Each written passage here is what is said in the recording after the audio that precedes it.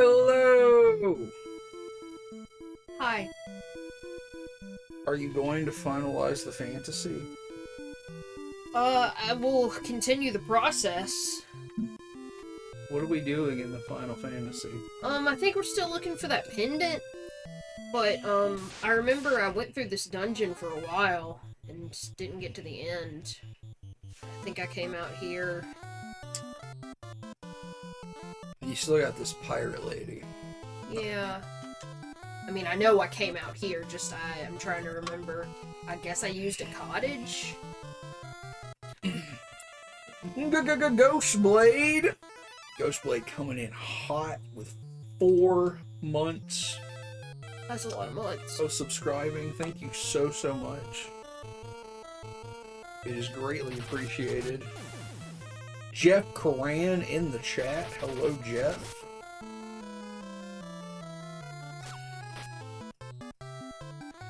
What's everybody up to today on a Wednesday? And it's been nicer here today. It's been the coolest day of the week so far. It was in like the 70s this morning. Very pleasant outside. I was thinking about Jeff the other day, because I remembered he told us one time a dude asked him if he was Muslim, because his last name was Koran. Just imagining a dude named John Bible. I had forgotten about that story, and that's fucking hilarious.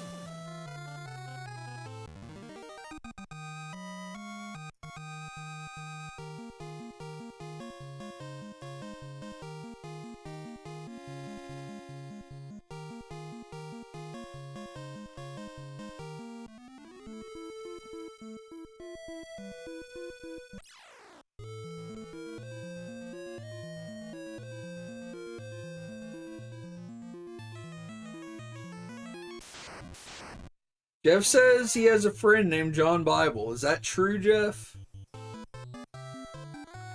Because I was going to say, like, John Bible kind of sounds like a legitimate name to me in terms of, like, I don't know if I've ever heard it before. Oh, you don't. John Satan. Oh, Ghostblade's playing Persona 5. I own Persona 5. And I played it for... Did you play it a bunch? I played 5 a little bit, but I played some of it, and I'm like, I think I'd like to go back and play all of the Persona games. Yeah.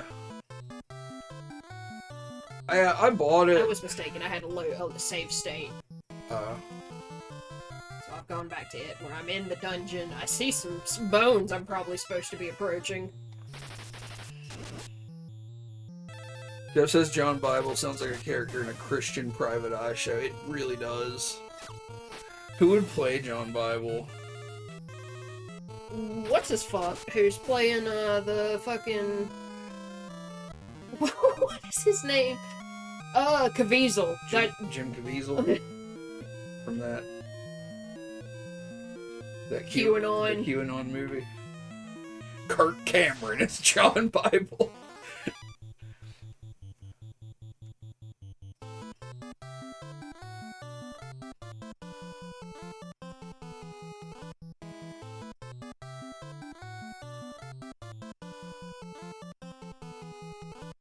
I feel like it would be a show from the 80s, though, and it would be, somebody like, Lance Henriksen. I think the reason I'm saying that is because, like, in my head, John Bible is a priest who, like, or like an ex-priest. Yeah, Lance Henriksen has a very good, Well, he literally plays a priest in, that movie Nightmares with Joe Estevez. Remember he gets chased by a car? A truck. It's a Nightmares is a 1980s horror anthology film. And one of the stories is about Lance Henriksen, who is a priest who has like lost his faith, and he does spiritual and physical battle with like a demonic monster truck. Mm-hmm. It's something else. I love Lance Henriksen. It's always a joy to see him. I'd watch him in anything. That's why he's only in Detroit Become Human for like 5 minutes. Because David Cage wants you to suffer. Yeah, he's like the bright spot in Detroit Become Human.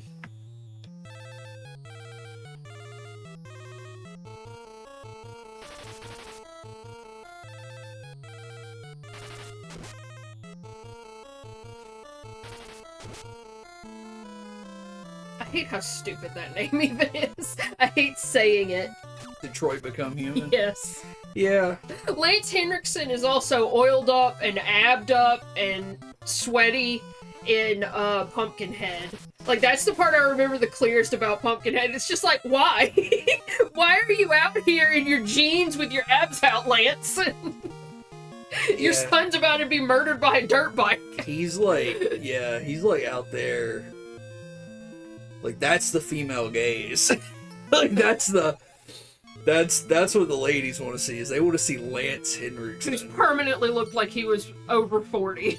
Yeah, but he's just out there in his fucking farmer's clothes, all filthy. Yeah, he's got like his shirt wrapped around his head like you do when you're super hot and you gotta stay out in the sun. He's filthy, he's fucking working the fields. Dusty. The dirt fields, there are no crops on that farm. He's dusty. Look at this shit! He's sweating and oiled up. We got his abs out. Fucking the Pumpkinhead's about to act unwise. Tyrion just in time. Pumpkinhead's like, Lance Henriksen. That's his son! Looking good over the... Wait, his son is the... No! Yes! No, he summons Pumpkinhead to avenge his son, and it is his son. It is his son? Yes. Like, the dead person becomes the Pumpkinhead? Okay, well, I guess in this instance... Redacted. Retract I statement. redact the idea that the Pumpkinhead is lusting after Lance Henriksen, but we all are lusting after Lance Henriksen. This is accurate. Tirith! I like him a lot as the android in Aliens as well. Yeah, he's fucking cool as Bishop in Aliens. Then he immediately dies in Alien 3. Yeah. Because fuck you. But he comes back in 4, doesn't he? Because Bishop is modeled after, Waylon, I thought.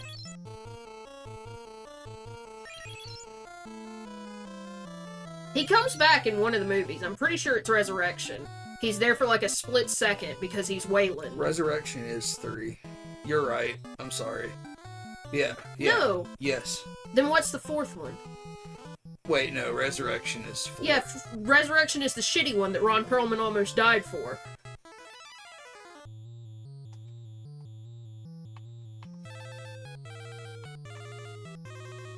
But the one you're talking about is 3. That is in 3? Yeah. At the very end of 3, an android comes to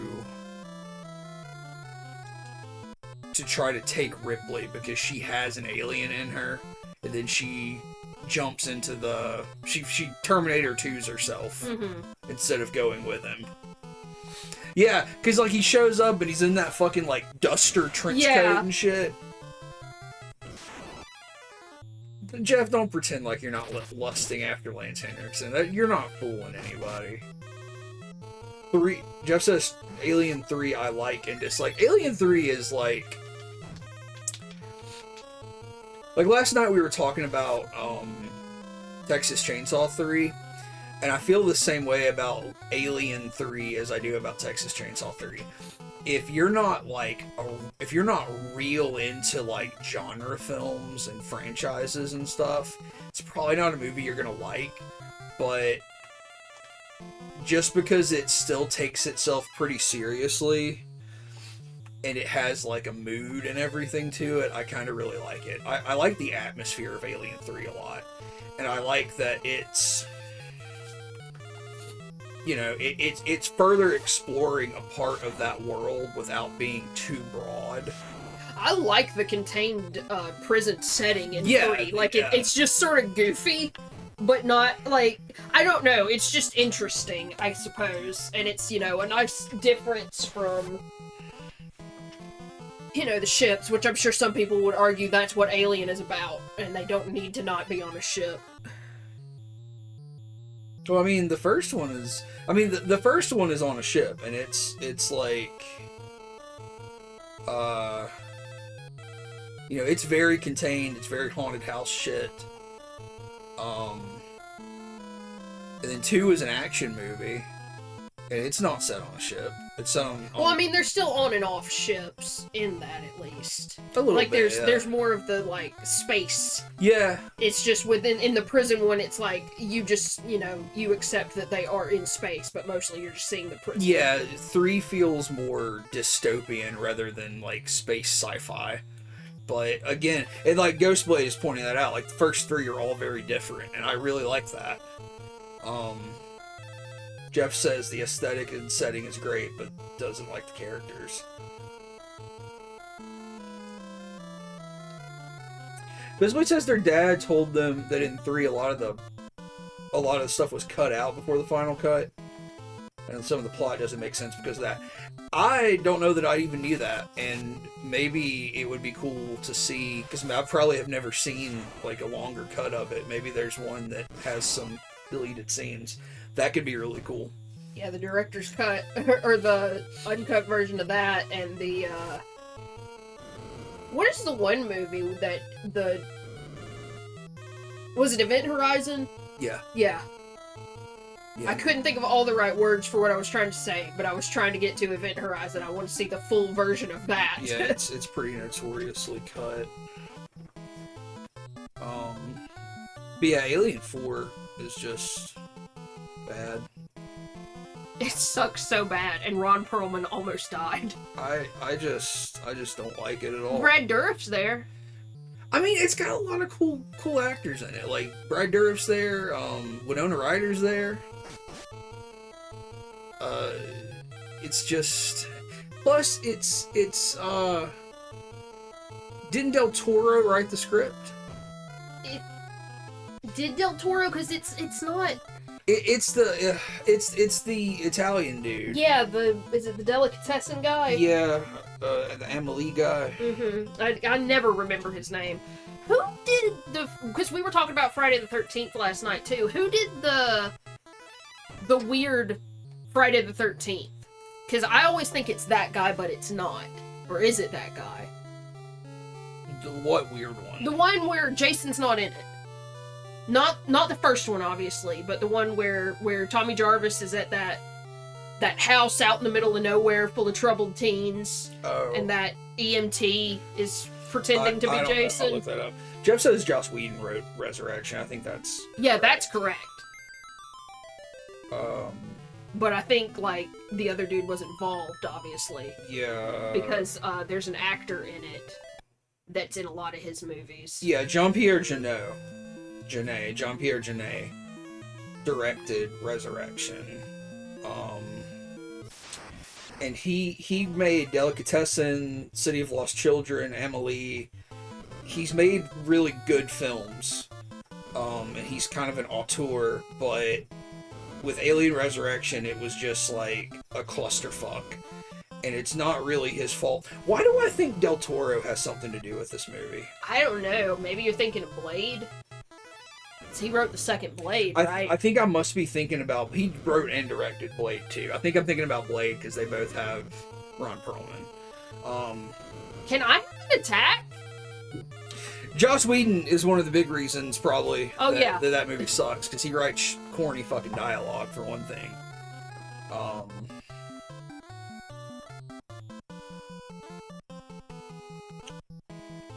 Jeff's browsing Hendrickson movies on Tubi. Oh man, Ghostblade says, yeah, there's like apparently a whole part of 3 where the prisoners end up worshipping the alien before it gets out, and it like partially explains how it gets out and stuff. So that is kind of cool. Lance Henderson is apparently in a movie called Winnipeg Run. I've never even heard of that. These motherfuckers are just roasting me this time around. Like, the RNG really fucked me. Hang on, I'm gonna look up Friday the 13th. Because it's the one before Jason Lives. It's a New Beginning? Yeah. Okay, yeah. So this was directed by Danny Steinman. Maybe he's nobody. No, he's nobody. Like, I always think it's that dude. Yeah, you're getting fucked. It's Dungeon! You're getting fucked right now, dude. I guess I should switch back to the fucking, sleep sword. If I'm gonna keep running into these fucking Gigas assholes.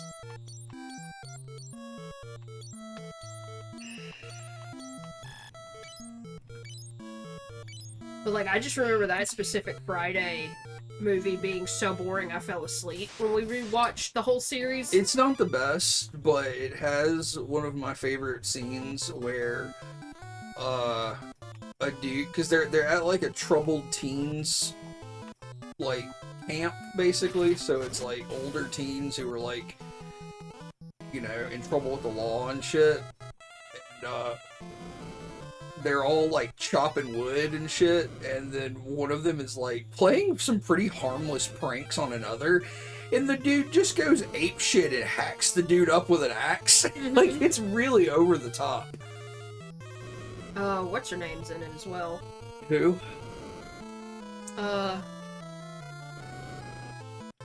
Juliet Cummings? She is, yeah. Yeah, Julia Cummings is in it.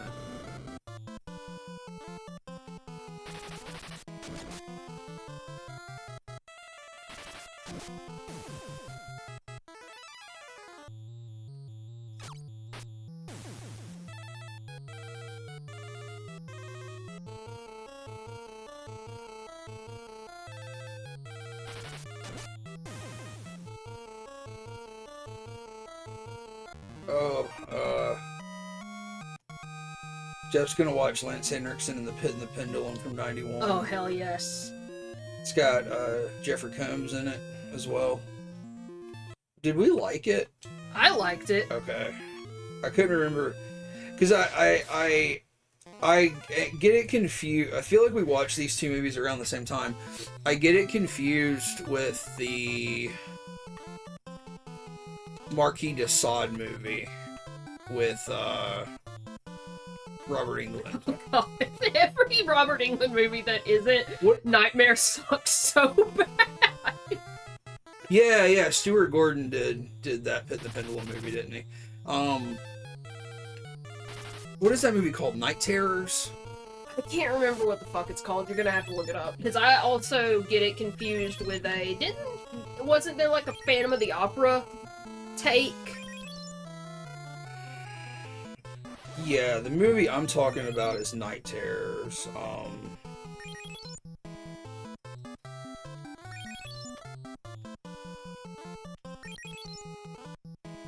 Because he plays the Marquis de Sade. It's so bad. I don't know if you remember this, but I feel like when we were teens. Oh, I remember. Okay. You talking about Slash Dreams? No, I'm talking okay. about like the run of Marquis de Sade movies we watched. The Run? Oh no, I don't remember that. Because we watched this one recently, the Night Terrors one. We watched it when we lived here, but I remember watching another one, and I feel like there was a second one at least that we watched. What was the one? I mean, I can't remember who was in it or what it was called. I remember the scene I remember the most is when they put him in prison and he writes all over the walls in his own shit. I'm not remembering this film. But my favorite thing is like all of those movies are like he was so depraved, he did such lunatic things, and it's like spanking. Yeah, he was just really into spanking.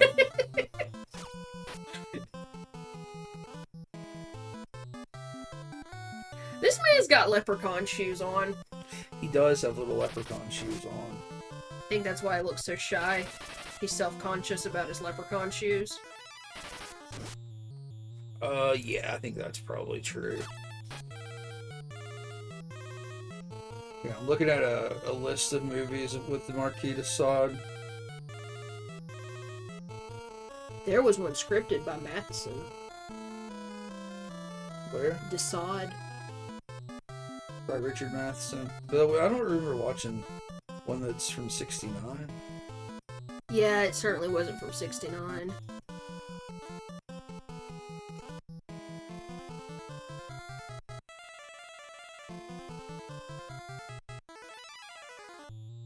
That's it. This one, Quills. Yeah. With Jeffrey Rush, and Kate Winslet, and Joaquin Phoenix and Michael Caine. Yeah, I remember this very vaguely. Slash Dreams was also a bad movie. Yeah, like you bring up Robert Englund, and I immediately think about Slash Dreams, which I think may be the first movie that Robert Englund was in the 70s, and it's a sexual assault and exploitation film, and it's very bad. It's just boring and stupid and useless. Yeah, Ghostblade says he was thrown out of the leprechauns because he's too big, too tall. Can't have a leprechaun that tall.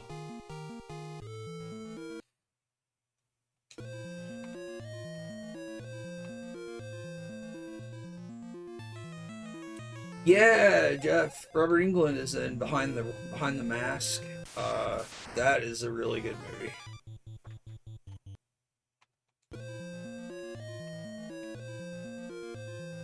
I do like that one a lot. I watched that movie so long ago. Mm-hmm. I feel like we watched that in high school. We did, because that's when it came out.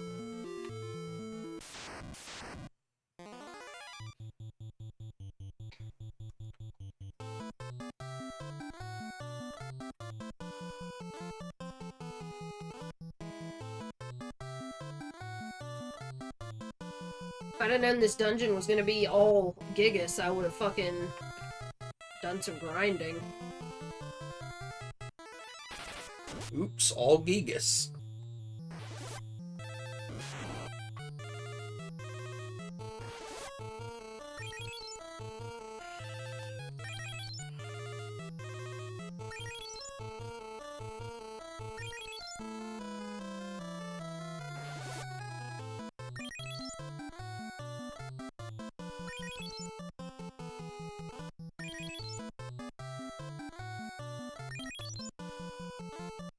Anybody got plans already for what you're gonna watch for Halloween for October this year?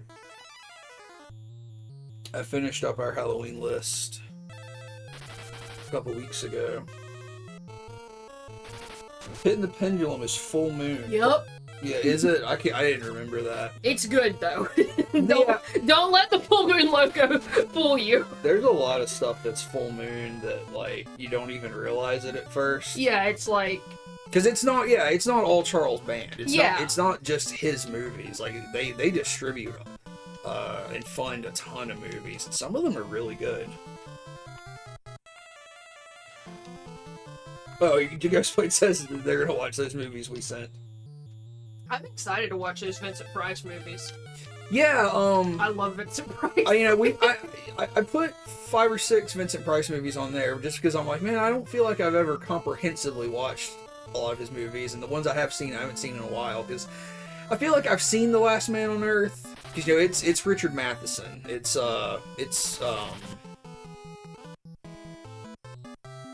what's that Will Smith movie? I Am Legend. I Am Legend. The Last Man on Earth is an early adaptation of I Am Legend. And then it was remade in the 70s with Charlton Heston as the Omega Man. And then it was adapted officially as I Am Legend with Will Smith.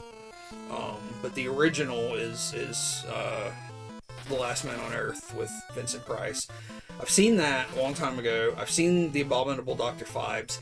I have to have seen at least one of those Roger Corman, Edgar Allan Poe adaptations, but I really can't remember them. We watched The House of Usher. We watched House of Usher, okay. No. No, Mask of the Red Death. Oh, you're right. Yeah, because it fucking rules. Yeah, I've seen. Plus, there's that Bell Witch song that is just the scene. Yeah. At the end. Yeah. Yeah, I've seen The Mask of the Red Death by Roger Corman. Because that's your favorite poem, isn't it? It's a story. Oh, okay, yeah. It's a story. Mask of the Red Death is one of my favorite short stories ever, in fact. It's fantastic. I think it's one of the best horror stories ever written. I don't know which one, like, because I don't think there's a full movie. It's probably like an anthology with Poe stories, but I know there is an adaptation of The Facts in the Case of M. Valdemar with Vincent Price. Because that's my favorite. I'll have to look that up in a second, because I'm not sure what anthology that's part of. Mochum! Mochum? I hardly know Chum. Mochum looked at our list and said there's only 4 of those that they've seen, and that's House of Usher, Dr. Phibes, Midori, and Black Swan. I don't think we've ever seen Midori, which is the anime film that I put on there. Yeah, I don't think we have either. I'm aware of it, but I don't think I've ever watched it. And strangely, we've never watched Black Swan. Yeah, like the only thing I know about Black Swan is the horror written on the bathroom mirror scene. Yeah. I don't know. That's one of those movies where, like, it came out and I kept waiting for a good time to watch it, and it never happened, and then I just forgot about it. Yeah. Unfortunately. So, like, that needed to be on our list this year. But yeah, I put a ton of Universal horror films on the list. Basically all of the big monster films and their sequels. So, like, Dracula, Dracula's Curse, etc., whatever the fuck. Frankenstein, Son of Frankenstein, Bride of Frankenstein, The Mummy, The Mummy's Curse, Invisible Man and its sequel. So, like, I want to at least comprehensively watch the core Universal horror films, and then maybe later go back and rewatch sort of the Universal stuff that wasn't associated with the big monsters. And I also put the Japanese guinea pig films on there, which are, sort of notorious gorehound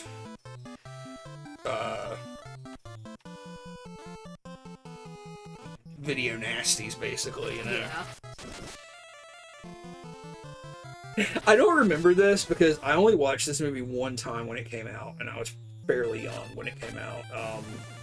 But Ghostblade is saying that in the Will Smith starring version of I Am Legend, he quotes Shrek. Because he's just, like, bored, because he's all alone. I remember he has the mannequin that he talks to. He has a dog, don't he? Does he have he may have a dog. I think he has a dog. Jeff says, have you seen Perfect Blue? Then you've seen Black That's Swan. what everybody says, is Black Swan is kind of a rip-off of Yeah, Perfect Blue. I kind of got that vibe. God, I love Perfect Blue. It's Yeah. really good. Satoshi Kon is Dude could make a movie. such a fucking phenomenal filmmaker. Unfortunately, he was passed away. But yeah, if you haven't treated yourself to Satoshi Kon's filmography, Perfect Blue, Paprika. God, I love Paprika so much. Millennium Actress. Yeah. Millennium Actress. Millennial actress. Millennium Actress is so fucking good. Have we seen Paranoia Agent? We watched Paranoia Agent. We need to rewatch it again. Yeah, we watched it back in high school. We haven't seen it since. Like, it was on Adult Swim at the time, right? No, we rented it. I remember renting it, but Okay. I thought we first saw it on Adult Swim, but you can't really keep up with it. Or we couldn't, because it always aired out of order or whatever. Okay. We ended up renting it when Netflix was still, sending out DVDs. Yeah, because I remember, we had Netflix, and my dad would always get so mad because, like, Netflix was new at the time, and it was pre-streaming service Netflix, so you just rented DVDs in the mail, and he always wanted to see like new movies, and then I would fill the list up with like anime and indie stuff and old stuff that I wanted to see. Well, all the new movies would get like, there was a waiting list for them. Yeah. Because everybody was renting the new stuff. So all that ever came was the bullshit that I wanted to see. Mm-hmm. And he would get so mad and just go to a video store and rent the shit, because there was still a video store in the town that we lived in. Like, up until we moved out. Yeah, it was open for a long time. And my dad, like, was kind of, not friends, but, like, buddy with the guy that worked the counter there, and would get him to just hold stuff for him. Mm-hmm. So it was easier to just go down there instead of using Netflix.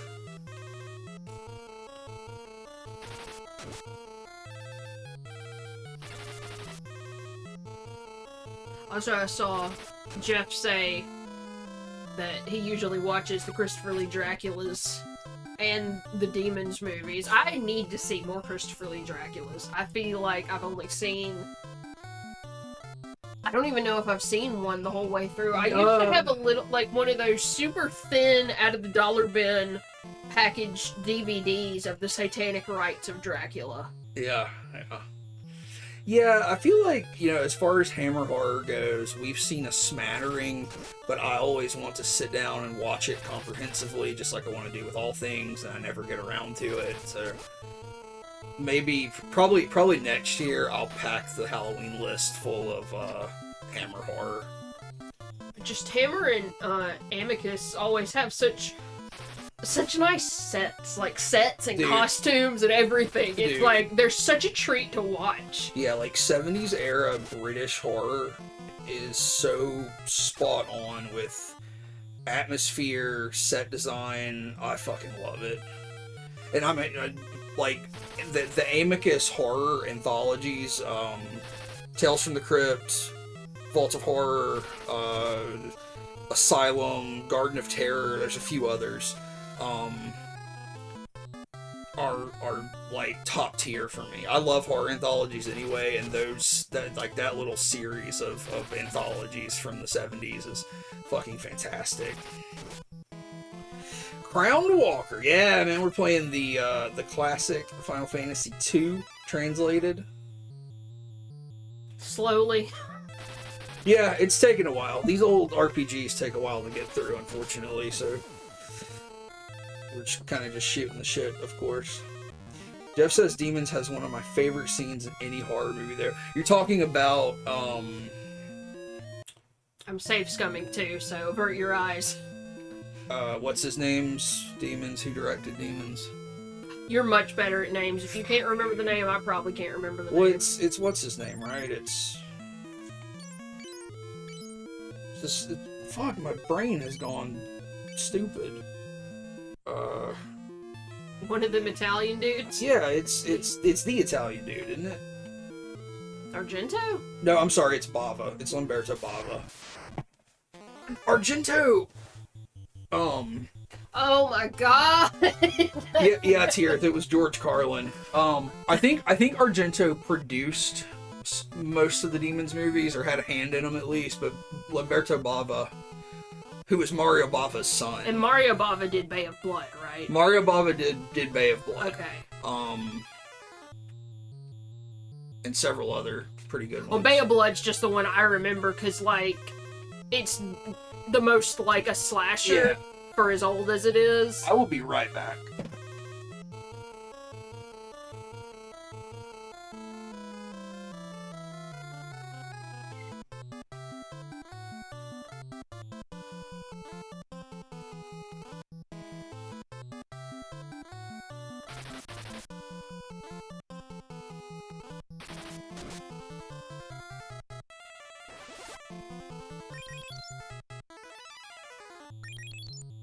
Here has brought her Pauly Shore agenda to the chat.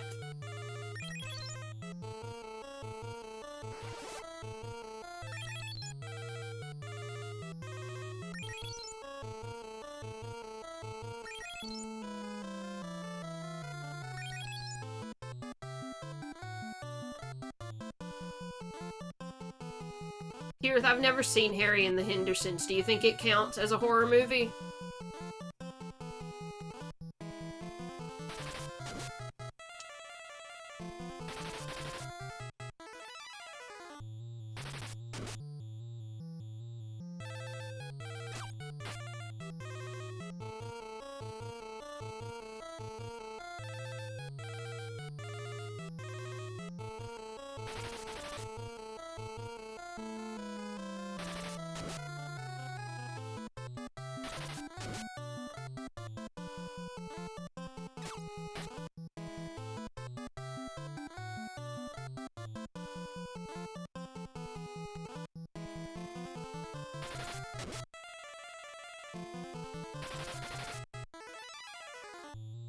The guy who played Harry in that movie, he doesn't also play the Sasquatch in those Jack Link beef jerky commercials, does he?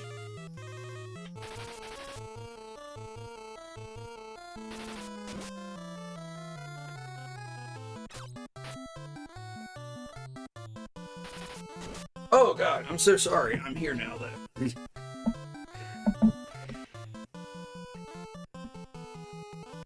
What? Darren's in here yelling Obama, Pauly Shore, Nick Cage, Nike Cage, Biodome. Okay, I've heard an interview with the dude who plays the Sasquatch in those commercials, but he's also in a lot of movies. I just can't think of which movies he's in. The Sasquatch in what? In the Jack Link jerky, because he's like Doug Jones. He like almost exclusively plays creatures. Sorry, every fight is taking a full 5 minutes tonight.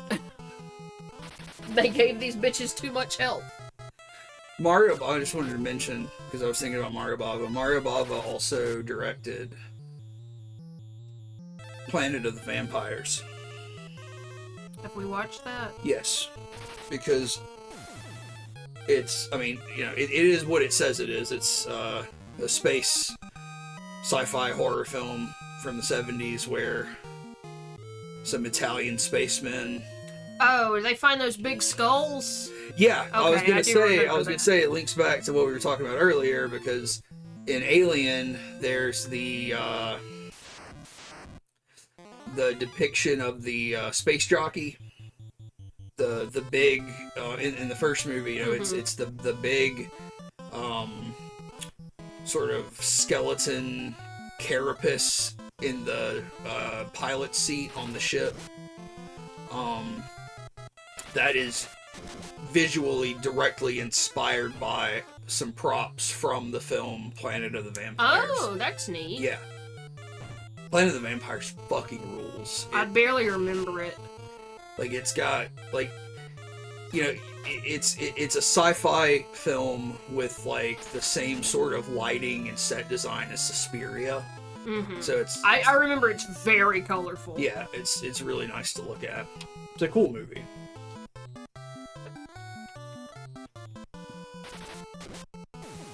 There's just a scene from Bay of Blood that occupies the same spot in my brain as a scene from Sleepaway Camp. Because there's a scene where they pull back this tarp and there's a dude in a boat and there's an octopus on him, but it's like that fake waxy corpse. Yeah, but it's a real octopus. Yeah, but it's a real octopus. And there's the scene in Sleepaway Camp where they find the kid under the canoe and he's got the snakes crawling across his face, but it's, a fake waxy looking prop. That scene in Bay of Blood is gross. Like, that octopus is so slimy. Oh, he lives in the water. My favorite scene in Bay of Blood is the fucking, like... I don't know what that blade is. It's like a curved blade. It's like a little hand scythe. And he fucking buries it in that dude's face. Man, I was trying to remember a movie. It's not like any of these movies. I just realized I was trying to remember it the other day. Because I'm pretty sure we watched it like on Netflix way before we started keeping up with the movies we watched. Because it reminds me of The Ceremony, but it's not as good as The Ceremony. But it's, like a dude who inherits, I think, his dead parents' house. I don't know if it's both or one or whatever. You know, he's kind of estranged from them, and he's in the house, and obviously some weird shit's going on. But I can't remember anything other than that, and that's so vague, it describes about 1,000 movies. When you say the ceremony, are you referencing that film about the college kid in his apartment with the devil? Okay. Is the movie you're talking about starring Topher Grace from that 70s show? No. Okay. Now, I remember that movie, because that movie had a swan song in it. Yeah. No idea why. Yeah. Okay, so you're talking about a film where a kid inherits a house? I'm pretty sure it's like I mean, he's an adult, obviously. Yeah. It's like his mom or his dad or something has passed away. Because I remember it's just like a dark house most of the time. Like, it's very atmospheric, I remember. You don't remember, like, what's going on in it? No. Yeah, so we're never going to find it again. Far too vague, I'm sorry. Yeah. Mochum says, I recently saw that, I saw that, I'm sorry, fuck. I recently saw that at the H.R. Giger Museum, there's a framed letter he wrote to someone about a potential Alien 3 plot involving an alien that functions as a musical instrument with, like, organ pipes and shit, and brain fingers. I don't know, it was pretty unhinged description from Giger. That sounds awesome. Yeah. The idea of Giger explaining his art in words before he makes it is crazy. Yeah. It's like, okay, man, sure. Just draw the dicks. Come on.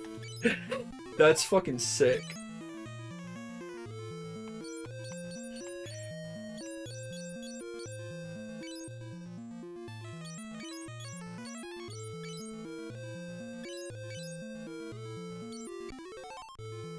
Man, this dungeon fucking blows.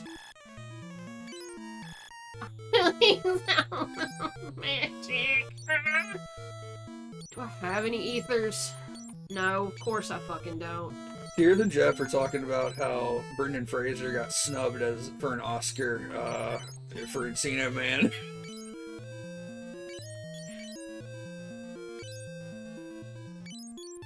I'm trying to think if I've legitimately ever seen a Pauly Shore movie, and I don't think I have. I've seen Biodome, but it was so long ago. Like, I feel like maybe I've seen pieces of the Pauly Shore movie.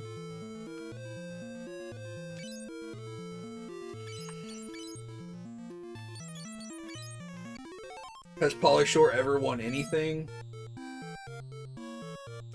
Probably not.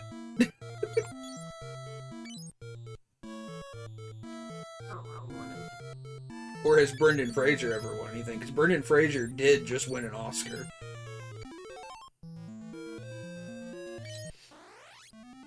Yeah, like Jeff said, Brendan Fraser just won the Oscar for The Whale. Yeah, I thought he won something. Yeah. Because it's one of those things where it's like, we haven't seen the movie yet, so... I mean, I'm sure it's good. I don't really think it's something I care to see. It doesn't seem up my alley. I don't know. If it was ever on something, I might, like a streaming service I have, I might watch it. I don't know.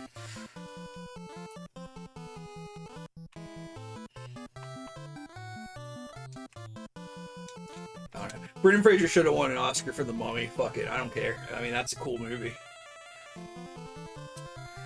Bochum has seen Pauly Shore's Dead, but remembers nothing of it. Because that's like the documentary / mockumentary where they pretend he's dead and get everybody's reactions. I remember Monkey Bone. Yeah, Brendan Fraser definitely should have gotten an award for Monkey Bone.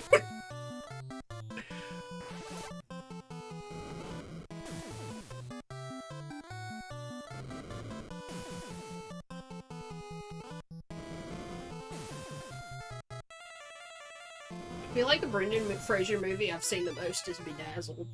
Yeah, you've said that before. I've seen Bedazzled. I feel like I've seen both Bedazzled. I've seen the I remember the Brendan Fraser one coming out, and I feel like I saw the old one too. Because the Brendan Fraser one is a remake of like a 60s British film.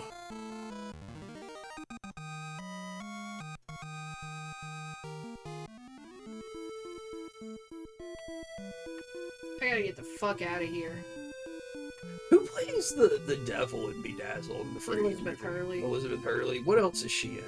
I think she's in the first Austin Powers. Okay.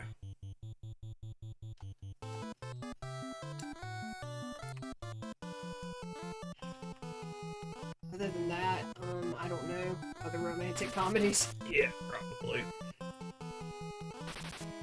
Here says, I bet revisiting the Mummy movies would be fun. We watched all 4 of them. Mm-hmm. 3 or 4. Mummy Returns. It may have only been 3. Yeah, I think it's just The 3. 4th one may technically be the Tom Cruise one that came out recently. Yeah. No, I don't know. I don't know. Yeah, you're right, Jeff. It's just 3. So it's... Yeah, Dragon Emperor sucked. It was really bad. It was not the best. No, we did not watch The Scorpion King. So I bought a Blu-ray set of the 3 Mummy films. And I also bought a Blu-ray set of the 5 Scorpion King films. But we have not cracked that open yet.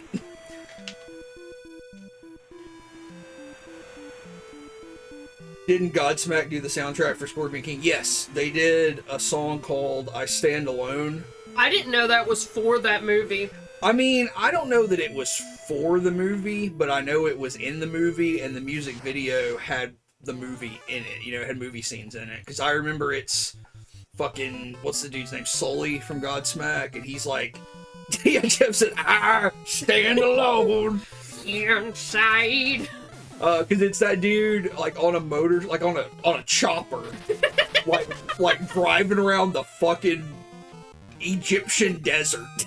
And then it's cut with scenes of The Rock as the Scorpion King. It's so fucking stupid. But I do remember that. I never saw the Scorpion King when it came out.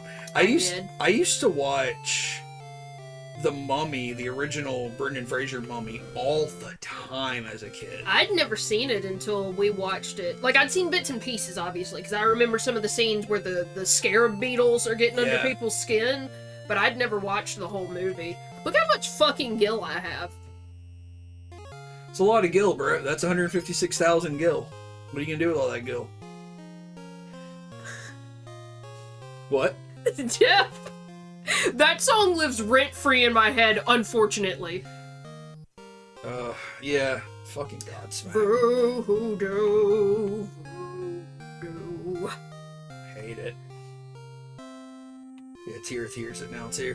Yeah, I hate Godsmack. I had a friend in high school who was still real into Godsmack, and I just did not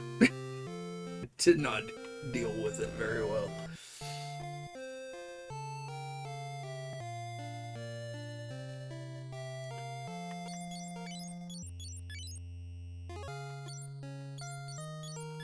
Here it says y'all know how they got their name, right? I guess I don't. Are you gonna tell me it has something to do with eating shit? I mean, a Godsmack is like a karma thing. Like it's a word that people use for that kind of thing.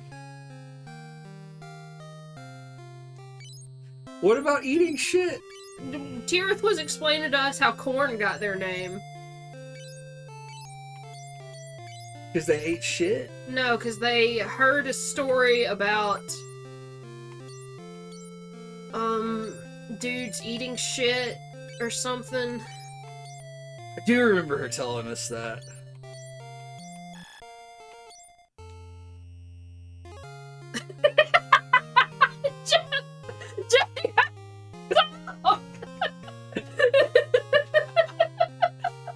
Godsmack is a curse. I don't know what about that ever did. I'm doing the best. Real, give me food, give me fire, give me dabba dabba da. I'm so sure you're peeking the mic out. Well, maybe you should set it better. You know I'm loud. Here says the drummer got cold sores in his mouth and they said he got Godsmack. Yeah, that makes sense. That makes sense.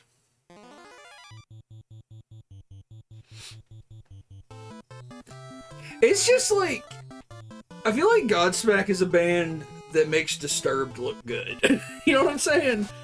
I feel like Godsmack is for people who think Disturbed is mainstream and think Godsmack's like super cool.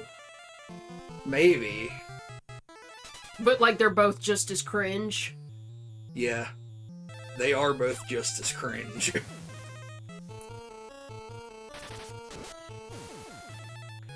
I remember a few years ago, like 2019, 2018, 2019, I guess Disturbed put an album out, and like, you know, at the time I was still on Facebook and I followed a lot of metal publications, like the big ones, you know, the ones that talk about Corey Taylor every day. The ones that just talk about Slipknot now for some reason, yeah. And they kept posting fucking articles about David Draymond of Disturbed gets the last laugh, about how like he had persevered all of the naysayers about Disturbed, like everybody that said Disturbed sucks, and he was still standing, he was still making music. And it's like, that's cool, but like, they still suck. Yeah, sucking like, doesn't necessarily mean you stop making music. Like, he didn't push through that and then come out with like a really great album that made everybody feel bad about making fun of Disturbed. They are still terrible. Damn it.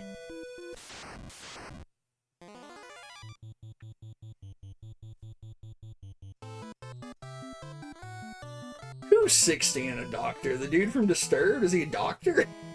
Dr. Draymond.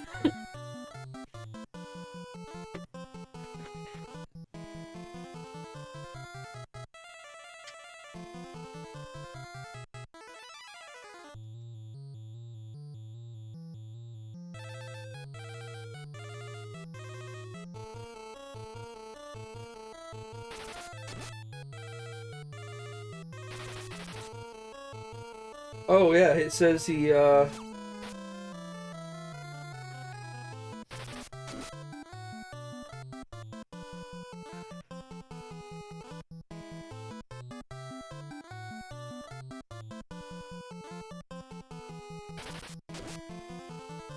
he was going to school for law, and then he stopped.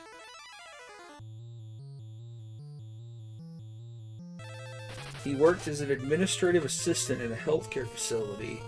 He earned his administrator's license and ran his own healthcare facility for 5 years. So he ran a healthcare facility.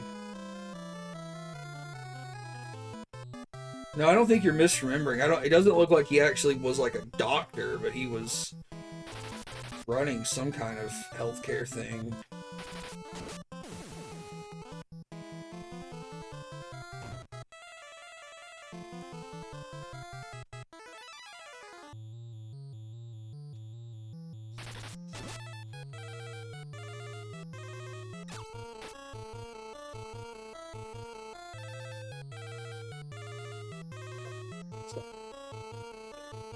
It's talking about his fucking political leanings, and I can't deal with that right now. Bad.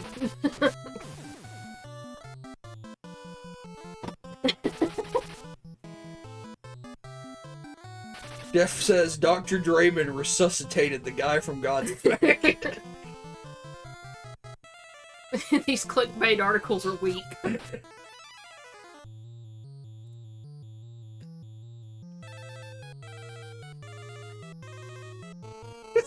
Joe, shut up! Stop posting Godsmack lyrics!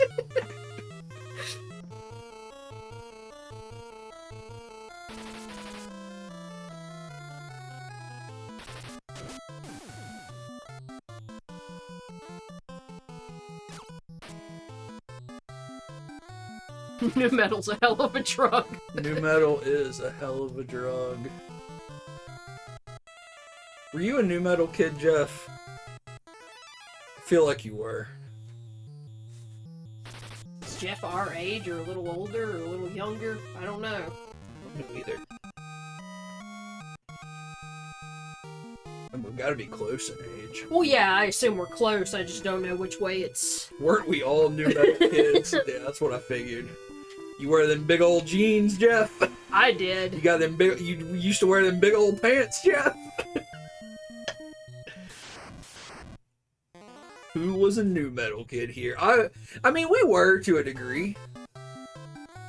Like, we were real into the new metal stuff in middle school. And Yeah, I wore trip pants. I had a Slipknot shirt. I wore until it was like rags. Jeff says I'm born in the '90s, so yeah, hell yes. Yeah, I think Jeff might be a little younger than us. Oh, really? Maybe. I always assume everybody's older than me. Yeah, it's like a hard thing to get out of your head that like for no reason. I'm not saying, oh, you have old energy. We're the same age. Oh, for real? Yeah, Damn. Jeff's born in 1990. What month? Yeah, you might be older than us by a couple months. June, yeah. So you're June, we're October. I was born October 24th, Roadkill was born October 28th.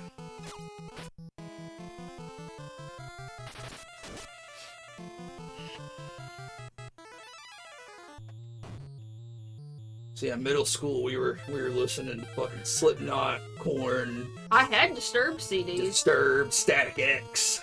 I still kind of like Static X. Static X kind of rules still, yeah. Mainly because it was always sort of brainless. I don't feel like they ever tried to pass themselves off as intelligent. It's also got that industrial edge. Yeah. And, it's like Slipknot. Slipknot has, like, a really hard and technical metal edge to it. So a lot of it is still very listenable to me, the first 3 albums at least. And then like Deftones. Oh, I still love Deftones. Yeah, Deftones falls into that a little bit, but they're just groove metal. I mean, that shit's cool.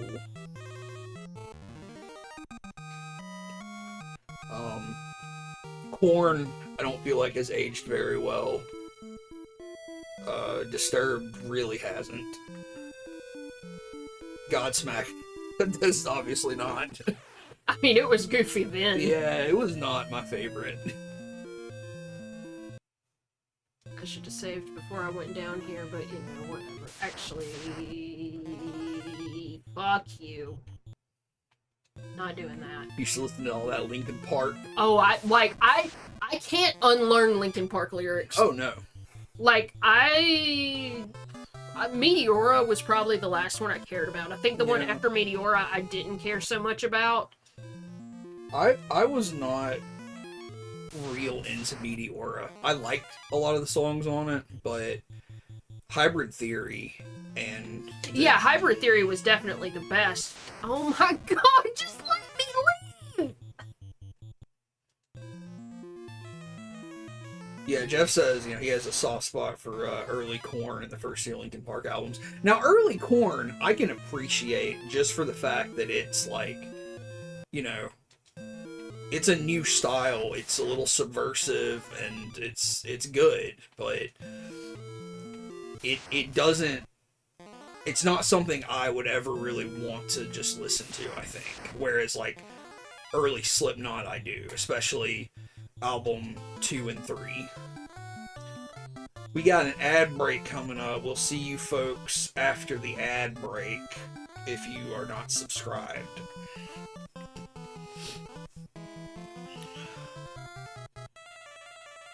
I like that it tells you now. I think that is something they just added, because at least you know. Yeah, because, it would have a thing where it say it was about to start, but it was, I don't know, it wasn't as clear as I think it could have been.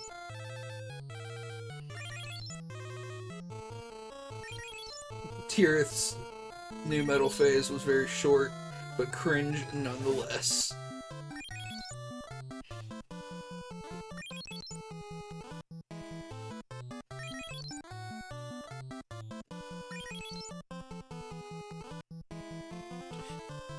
Jeff says, now I'm into black metal, and that isn't cringe at all.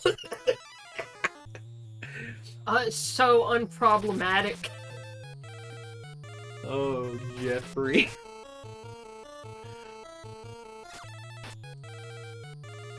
I've been on a real death metal kick this past week.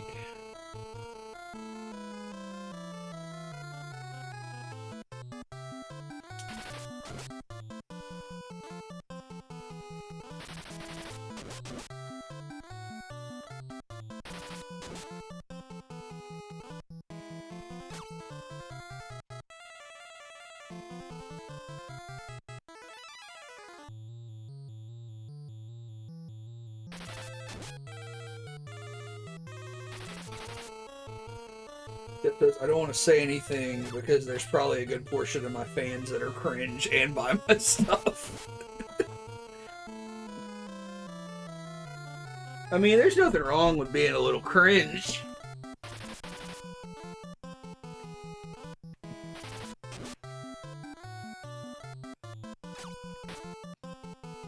Yeah, that's one thing I love about Jeff, is Jeff will post on, like, for the world to see on social media every ridiculous black metal interaction he has. It's fucking lovely.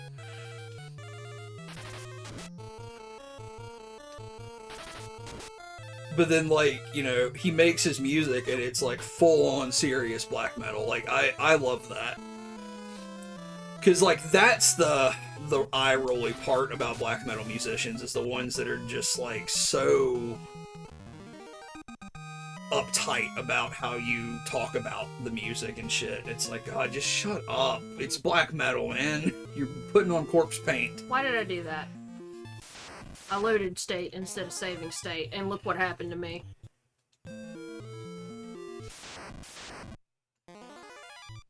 I feel like you've been in this same spot for the entire stream. Pretty much. What's going on? This dungeon just sucks.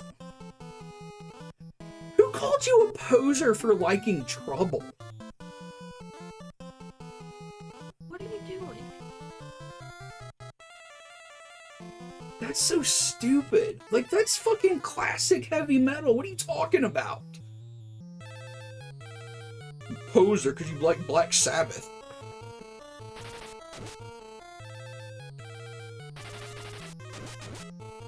Poser because you like Judas Priest.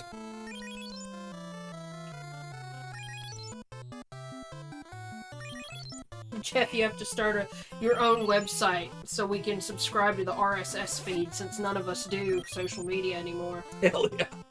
I think they're getting rid of RSS feeds if they haven't already. I didn't know RSS feeds were still a thing. I never even knew how to use RSS feeds. I never understood how to use them either. Yeah, it was like a big thing when we were younger and first on the internet, because that's how you would like aggregate news and blogs and stuff. Mm-hmm. But now that's how you knew webcomics were updating. Apparently, yeah.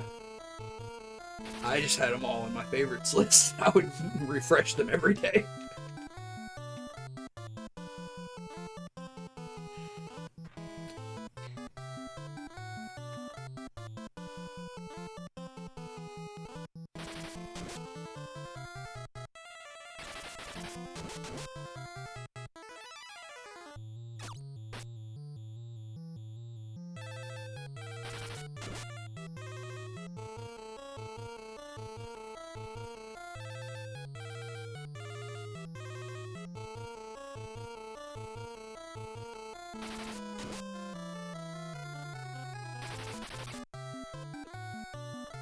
Jeff says he says to this guy, no offense, man, but you sound like the kind of guy who picked up Secrets of the Black Arts, said, this sounds evil, I must be a Satanist, and bought an inverted pentagram necklace.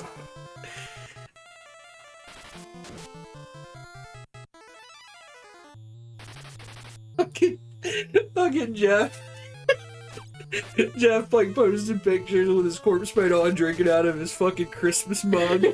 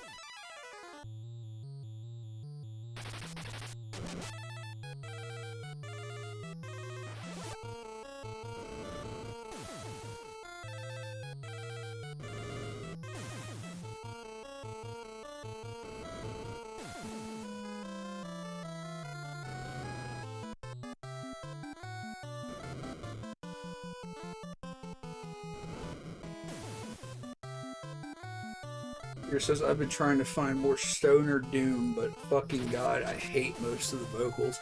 What Stoner Doom do you like?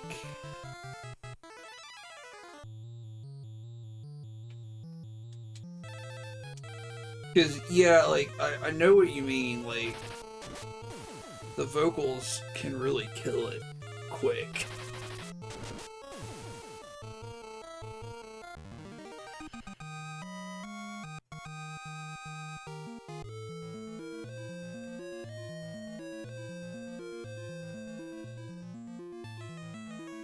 Jeff says, I like Electric Wizard, and that's kind of it. Man, I'm friends with somebody on Facebook who I think is just tertiary to the Dungeon Synth community. Like, I don't really know them. They fucking hate Electric Wizard. They're like a real metal snob, and they're just like, oh, Electric Wizard is the worst band ever. It's like, I just You ever heard Nickelback? Hey, don't talk bad about Nickelback. Jeff's in chat. But I just can't imagine thinking Electric Wizard is just so terrible. Like, yeah, I'm not a fan of... I'm just not really a fan of people that have opinions at this point in my life. Unfortunately, because, like, or like, at least opinions about art, because usually they're just bad.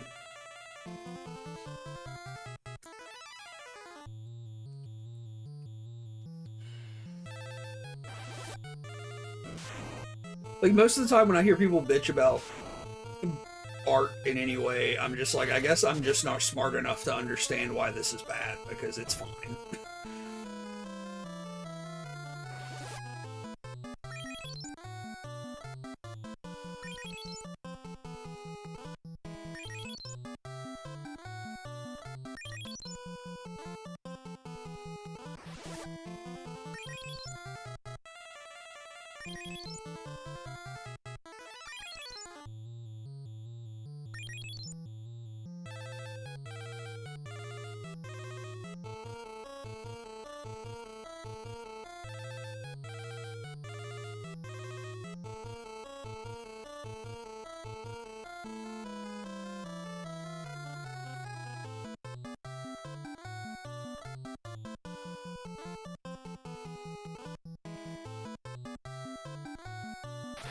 I found the pendant. Oh, good. It was apparently super easy to get to. God fucking damn it.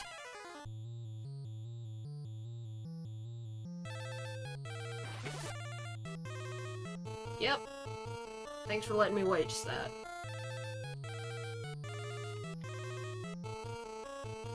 Jeff says when it comes to Doom, I'm more in the vein of Candlemass or Solitude Eternus. I mean, I fucking love Candlemass. Like, yeah, don't get me wrong. Like, I think, most of the Doom,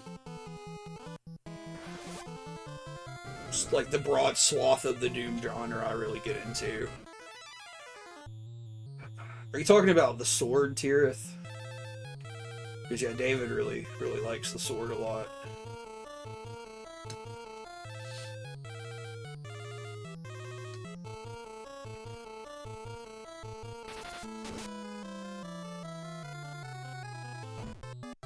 I thought you were asleep.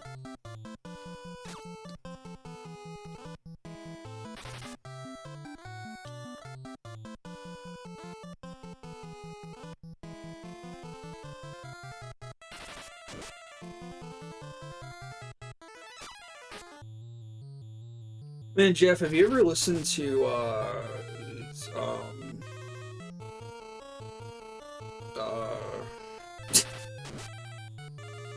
shit.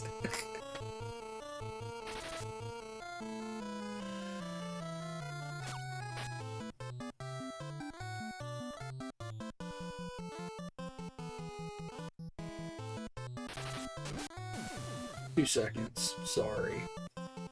Crypt Sermon. You ever listen to Crypt Sermon, Jeff? Good fucking god.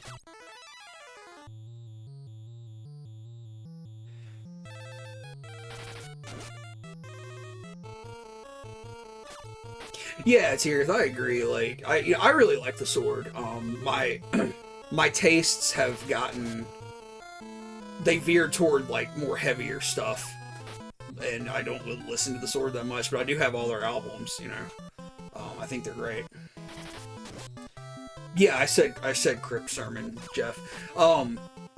Check out Crypt Sermon next time you're in the mood for like some doom metal, because it's a really nice balance of like sort of an it almost veers into trad metal. It's like a nice balance of like that modern trad metal and like classic doom sound. They've got a killer fucking vocalist. Guitar is Steve Jansen, who was in Deva and Unrest and Trench Rot. It's just a really good guitarist.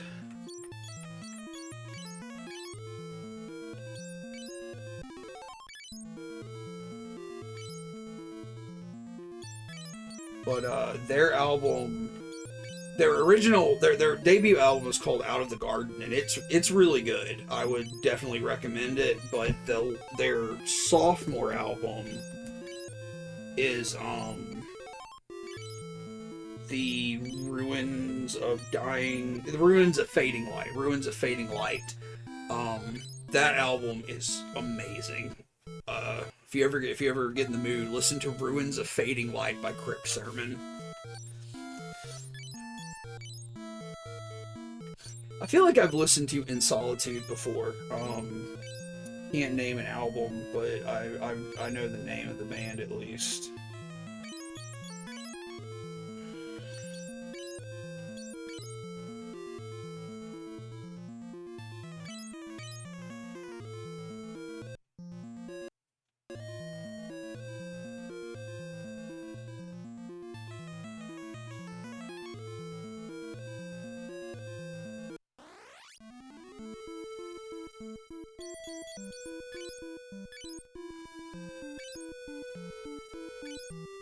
Has anyone listened to anything good lately? Says Tira. Like I said, I've been on a death metal kick. Oh yeah, Jeff, Reverend Bizarre in the what is it? The Rectory of the Bizarre Reverend. Like that's just some fucking weirdo doom shit from England. Are they from England or are they from the Netherlands? Finland. They're from Finland. Yeah. Fucking Reverend Bizarre kicks ass. I've been listening to a bunch of 2000s, like late 2000s, or not 2000s, like 2020s, 2010 stuff this week from Head Split Records. I've been going through the Head Split Records release catalog very slowly. The one album that I really liked was, let me find the name of it.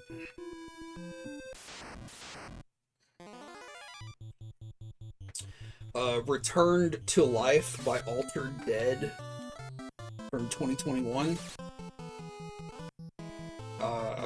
Very good. And I've also been listening to the classic Asphyx album. What's wrong with their ass? They gotta fix it. The Rack, the first Asphyx album, The Rack. Ooh yeah, Swallow the Sun rips. They're playing with fake Batushka. Is that the good Batushka or the bad Batushka?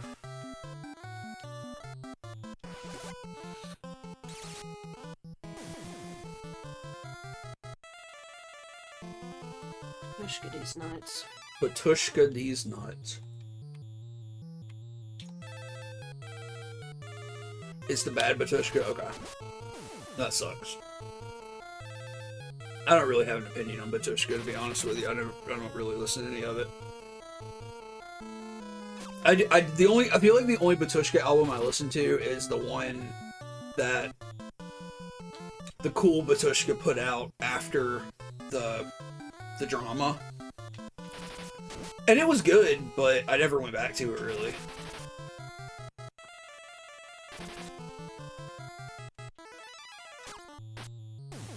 Yeah, like, that whole situation was fucked for that dude. Like, I definitely feel bad for that guy.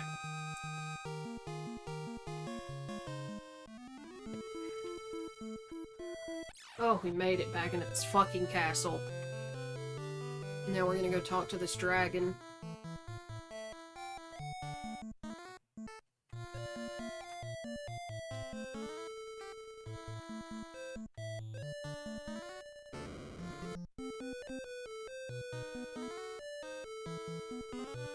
I won't live much longer. The poison has spread quickly.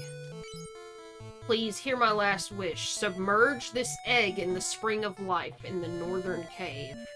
Oh shit, we gotta hatch a new dragon. It's the only chance to save my race. Fuck yeah, we gotta hatch a new dragon. We got a dragon egg. Long before the war, one dragoon named Richard set out to find the forbidden magic Ultima.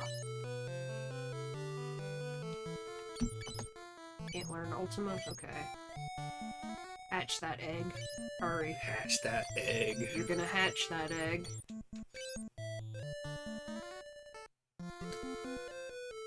So that's somewhere further into that cave I have to go. Spring of Life is where the Hiryu used to lay their eggs. It serves as an incubator. Hiryu is resting in this room. Mom says that it'll die soon. It won't, will it?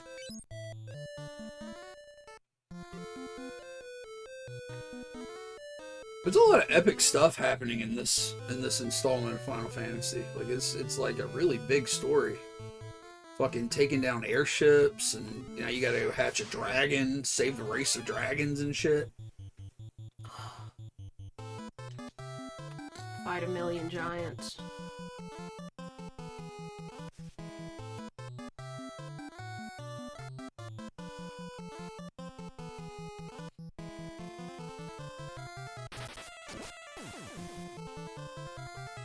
Jeff says that one dude from Breaking Bad is in Pit and the Pendulum. Who? I can't picture anybody. Oh, yeah! Yeah, Hector Salamanca is in Pit and the Pendulum. I don't remember that. I can't picture him in that movie at all. Yeah, I can. Mark Margolis is that actor's name. Mark Margolis. Yeah. I forgot he was in that. I love to see him and stuff. He's really good in Better Call Saul, because he plays, obviously, a younger version of himself. Oh, he's got a wig on. That's why I didn't recognize him. He's got a fucking berries and cream wig on. With this wig on, he kind of looks like he's Antonio Banderas' stunt double. Yeah, like you weren't supposed to see his face. Kira said, I revisited Agent Orange, Living in Darkness, and I can't believe it's 40 years old. Oh. I don't know if I've ever even listened to that. I'm not even in the fucking dungeon yet, and you're gonna throw these bastards at me.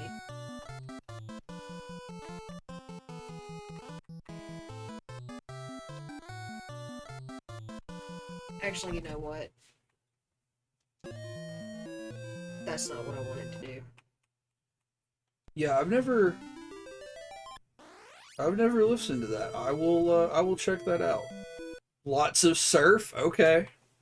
I'm down for some punk with some surf. I fucked up. Oh, Jeff's giving it the fucking nod of approval too here. Alright. Agent Orange getting queued up. Even though I'm so sure I saved.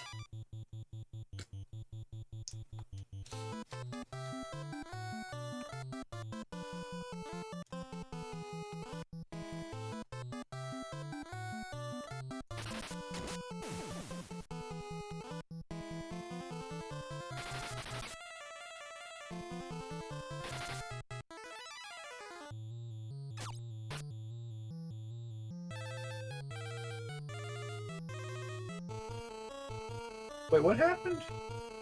I'm so sure I saved after I stepped out of the castle and talked to the dragon, but when I restarted, I was back at Bosch, or Bofsk, or whatever the fucking place is called.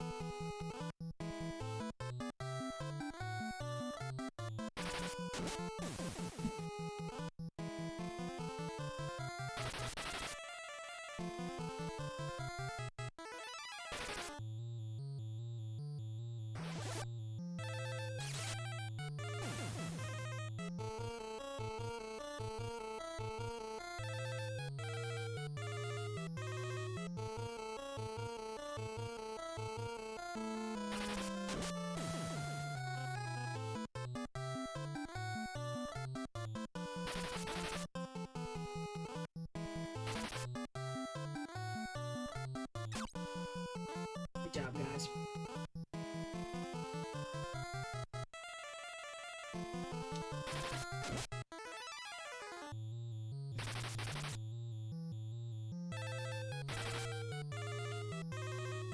Oh, because you guys are on the back row.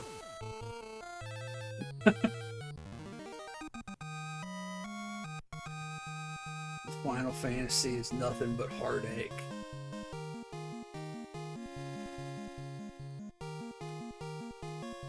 Yeah, I'm really under-listened on punk. Like, I've listened to all these bands, and like, you know, I know them, but I've never listened to them at length, I guess.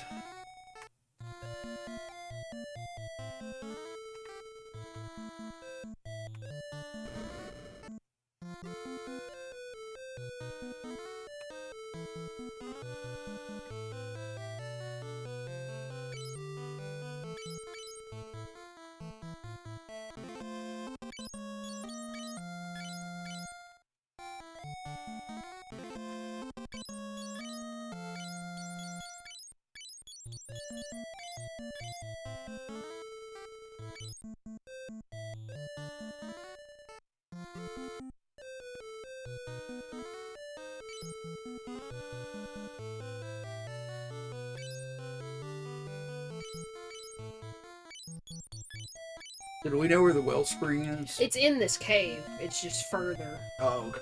down into it. Which fucking sucks! Make sure you save. I know. I was pretty sure I saved before and it didn't count.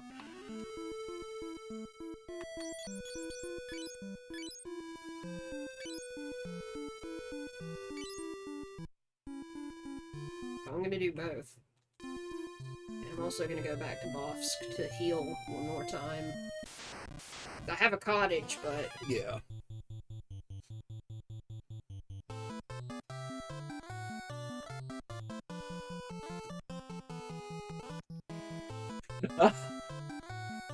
Gareth is recommending the band The Dicks to Jeff, but on his side it's just all blurred out.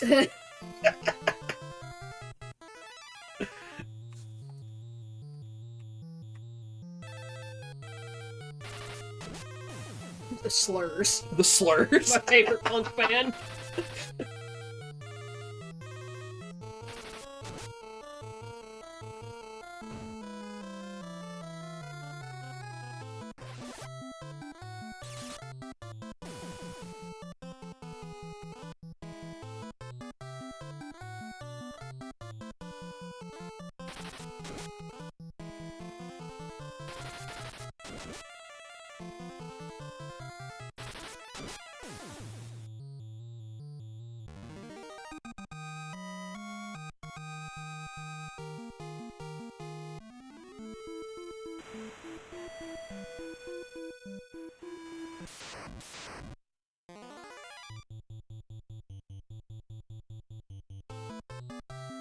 A snake.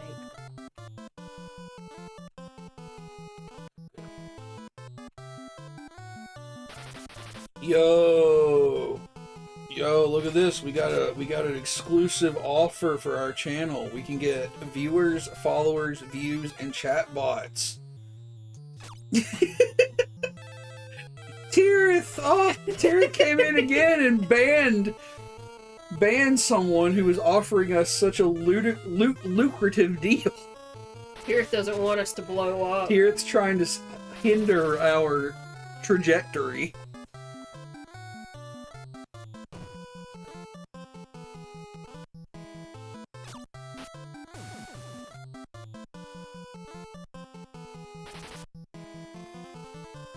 I imagine this is like the equivalent of me and you walking towards an outlet with a fork and Tirith has to come and stop us.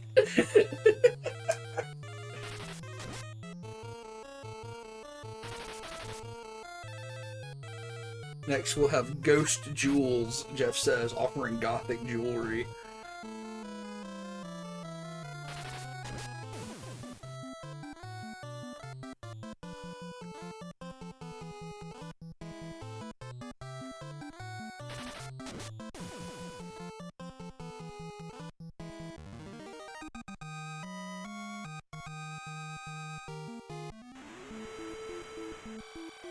Are you still poisoned, big man? Yeah.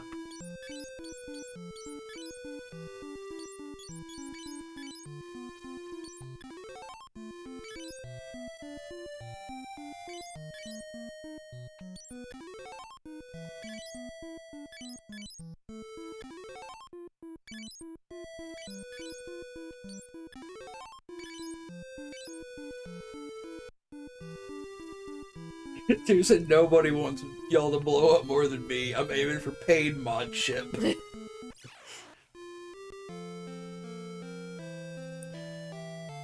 Jeff says people try to have him pay them to be on their Spotify playlists. Oh yeah, I can't imagine better exposure. That is insane.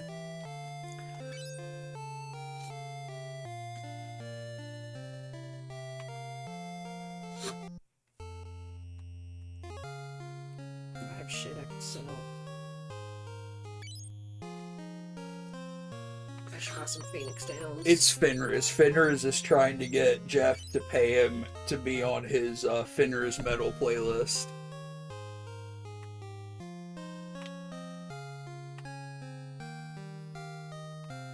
Where's the general store?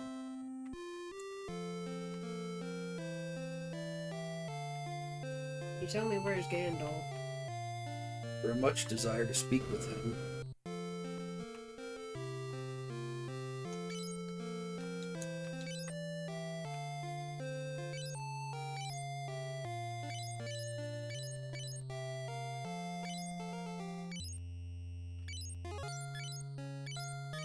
Jeff, I'm sorry, was that an exaggerated number you just posted, or did somebody really ask you to pay $1,100 to be on a Spotify playlist?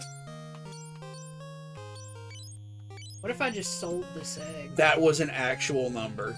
Who the fuck? Are you crazy? Are you insane? What are you talking about, $1,100? Oh my god.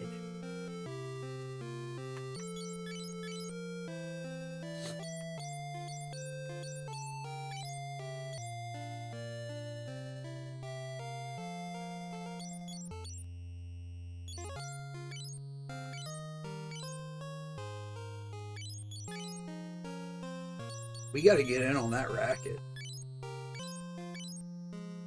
Who wants to be on the Ghost Meat playlist?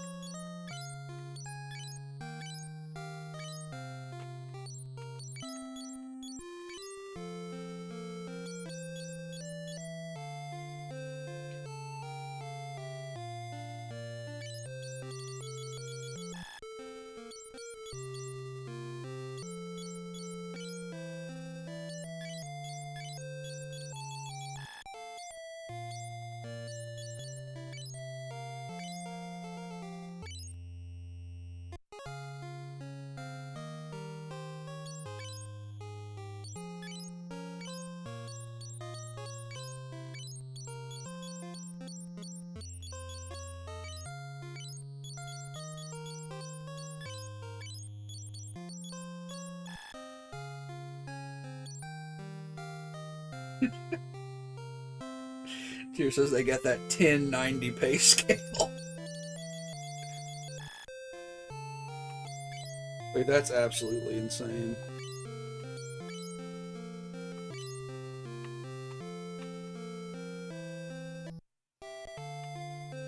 Yeah, they got that Palia pay scale.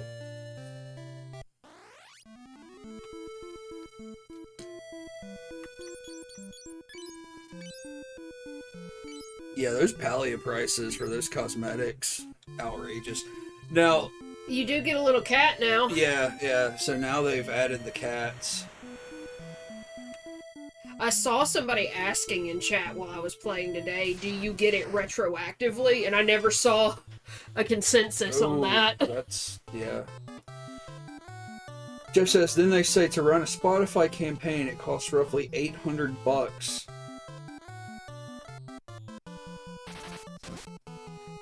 What is a Spotify campaign though? Like, what does that mean? Yeah, what? Like they're just sharing a link to your Spotify page, or what's? I don't understand. Why would you pay $800 for that? You get like a penny, if you're lucky. Are we gonna stream Palia? Yeah, at some point we will. Maybe tomorrow. I played it a bunch today. Yeah, me too. As Tyrith noted, got a message from Tyrith at like 2:30. Tyrith's like, Eidolon, you're supposed to be working. Why do I see you on Palia? I'm like, shut up. They promote your Spotify supposedly and place it on playlists or something. I don't know. That just sounds like such a fucking scam. Like, even if it wasn't, I don't see how you'd ever make a profit. And, like, you know, obviously, you're smart, Jeff. Like, you know it's a scam. I'm just saying, like, what a scam. Like, Jesus.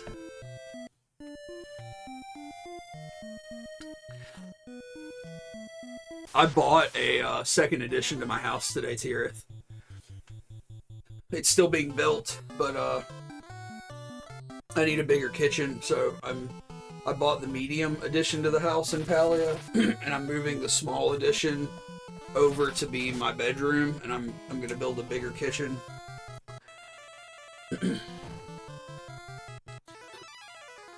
A third edition?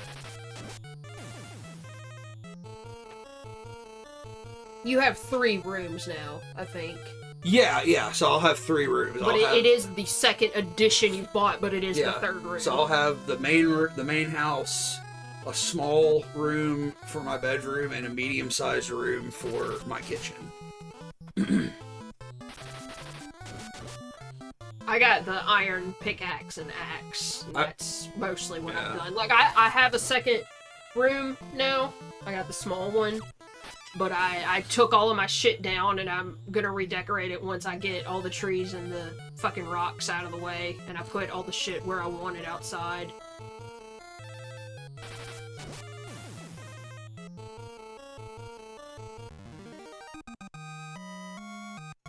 Yeah, you did a lot more work with the gardening stuff than I've done, because your gardening looked really good in Palia. I'm probably going to work on that next, like getting that a little more organized. I want to try to get it. I've got 6 farming plots right now. I'm gonna try to get at least 2 more.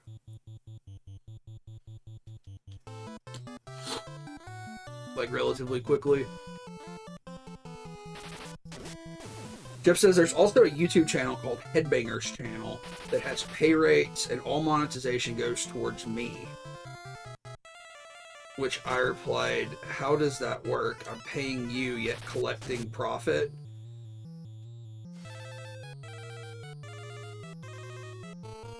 Like, you pay them to get your stuff on there and then you get a share of the channel profits over time. Like, they're taking a lump sum, like a one-time fee for adding you to the channel, but they're not taking any of the channel's profits, because that sounds like bullshit. Sounds like they're probably definitely not doing that.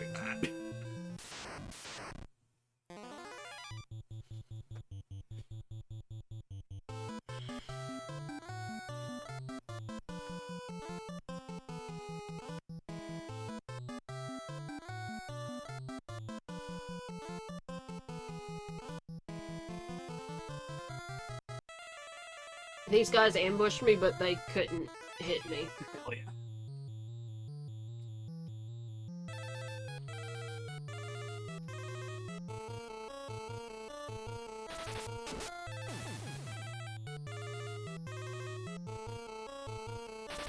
Imagine being, like, a so-called fan of, like, underground music, and you're like, well, I'm not creating anything, but I'm gonna weasel my way in there and extort money out of the people that are creating stuff. The notoriously rich underground artists. Exactly. Jeff says, yeah, I pay them to have my music on their channel because they don't monetize their channel, yet somehow they claim I'm able to claim profit from... Yeah, this is all bullshit. Like, this is insane. I hate that this happens.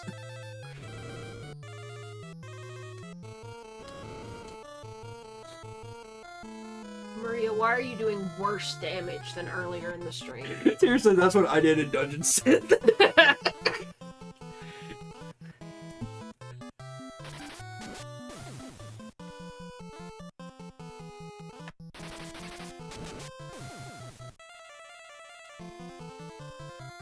Notorious Dungeon Synth hustler Tirith.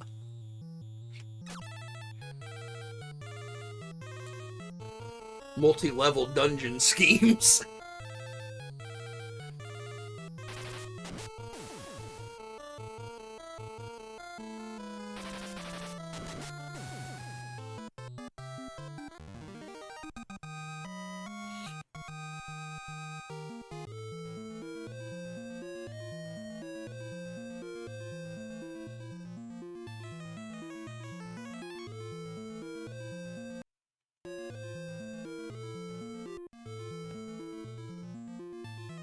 Yeah, get on that MLM tier. So this is where I was before. So let's see. Too late, Tirith, you're canceled. Yeah, Jeff, like, you know, you're intelligent enough to know that, like, if something makes sense or not, and, like, it's not like spending a little money to help promote yourself is a bad thing. Like, just because you're in an underground scene doesn't mean you can't do that. Oh, like, yeah, that's not what I was trying to say either. Well, yeah, I know. I mean, nobody's saying that. It's just like he's saying that, you know, there have been some where it's, like, very low cost to get your music on something, and he has seen profit from it. Because it's, you know, like, you pay a little bit for that exposure. Like, that makes sense, but, like, $1,100 for a Spotify playlist is a fucking joke, dude. Like, it's just like... It doesn't matter what scene. Music in general, everybody knows how shitty Spotify is about paying artists. Yeah. So I don't understand why anybody would fall for that. Like, it doesn't even seem like a useful scheme to scheme. Yeah. You know? Yeah. Like, getting on YouTube sounds, you know, more profitable. Yeah. Because that's gonna drive... Like, that would be more useful to drive people somewhere to buy your music or something. Yeah, because people, they can hear it on Spotify. Why are they going to go to Bandcamp? Yeah. They're not going to have to pay at all on Spotify.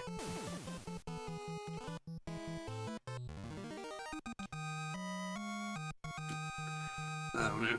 Like, I don't know how promotion and stuff works, so I'm sure people run all kinds of schemes.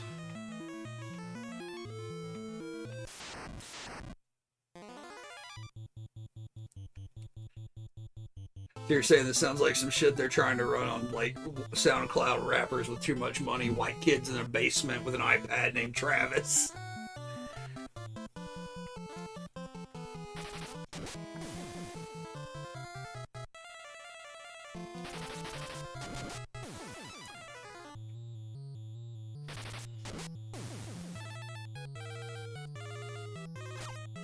Yo, what would everybody's SoundCloud rapper name be?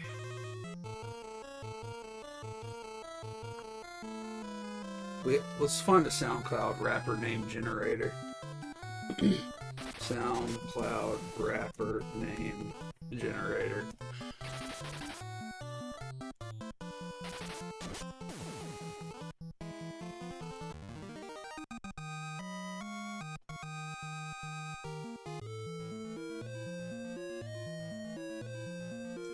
Oh, Jeff says G-Host.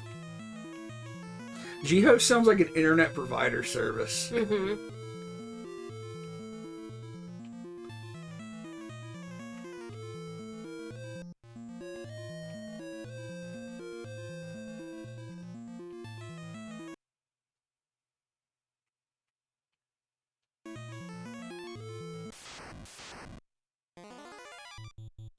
What is this that I'm on? Is this not a real website? Are you about to be scammed? Yeah.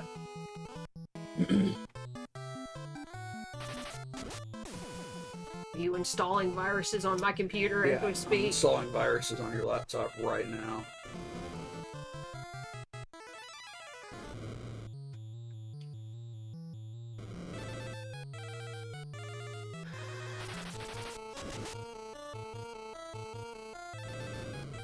Meat Mane.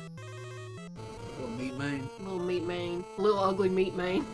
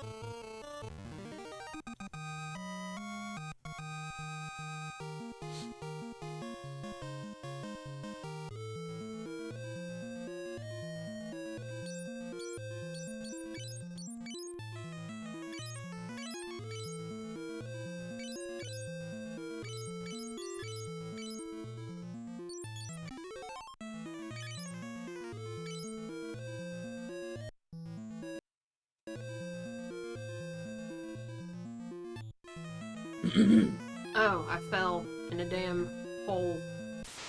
Oh, Jeff's calling it tonight. Jeff, enjoyed talking to you tonight. Despite the Godsmack. Despite the Godsmack in the new battle. We will hopefully see you soon. So, no streams next week. Just a reminder, but we might stream tomorrow. But we'll see you soon, hopefully. Have a good night.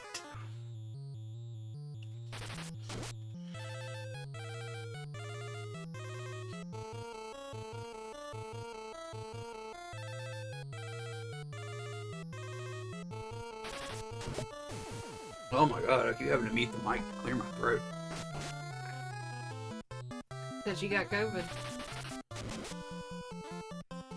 I don't think I have COVID. So, yeah, I did have to go to the office last week, one day, to meet with one person. And yesterday, that person was like, oh, by the way, I'm working from home this week because my family has COVID. We just found out. So I'm like, oh. And we've seen your mom since then, Yeah. who is super at risk. But the lady that I was meeting with, her son and husband tested positive for COVID. She did not test positive for COVID yet. So, I don't know. I feel fine. I have a COVID test. I'm gonna take it on Friday just to make sure it doesn't come out positive. Because if it comes out positive, there's no way I'm traveling, of course. But I don't think it will. But you know, there is a possibility I was around somebody that might have been around some COVID. I don't know. I feel like in 3 years' time, this is like the closest I've been to possibly being exposed to COVID. Well, I mean, my aunt had it, remember? But we weren't around her, were we? We weren't sure. Oh. Because we don't know when she actually had it. Because she tested positive after we had seen her. Okay. And then we didn't get our tests until, like, over 2 weeks past that point. And we never had symptoms, but there is asymptomatic. Yeah. So I don't know.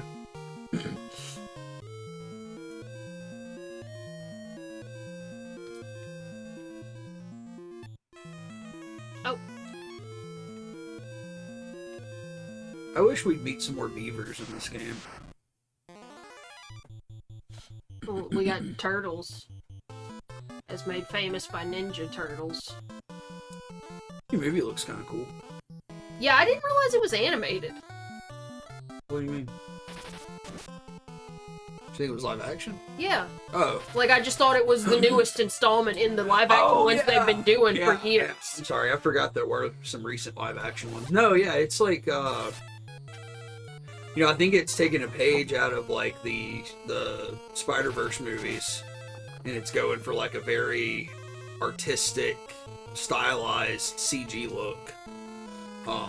So But because it's not the same style as the Nickelodeon show? Yeah, the most recent one. It looks similar to me, but no, it's not the exact same. So it's...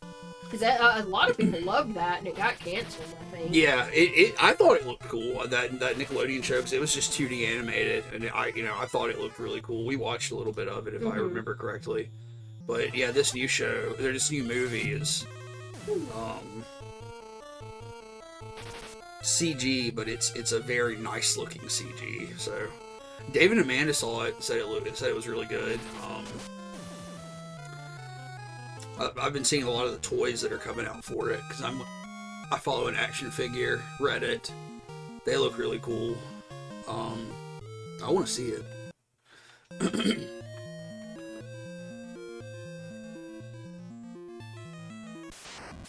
I saw today that Mattel is going to start producing Street Sharks toys again.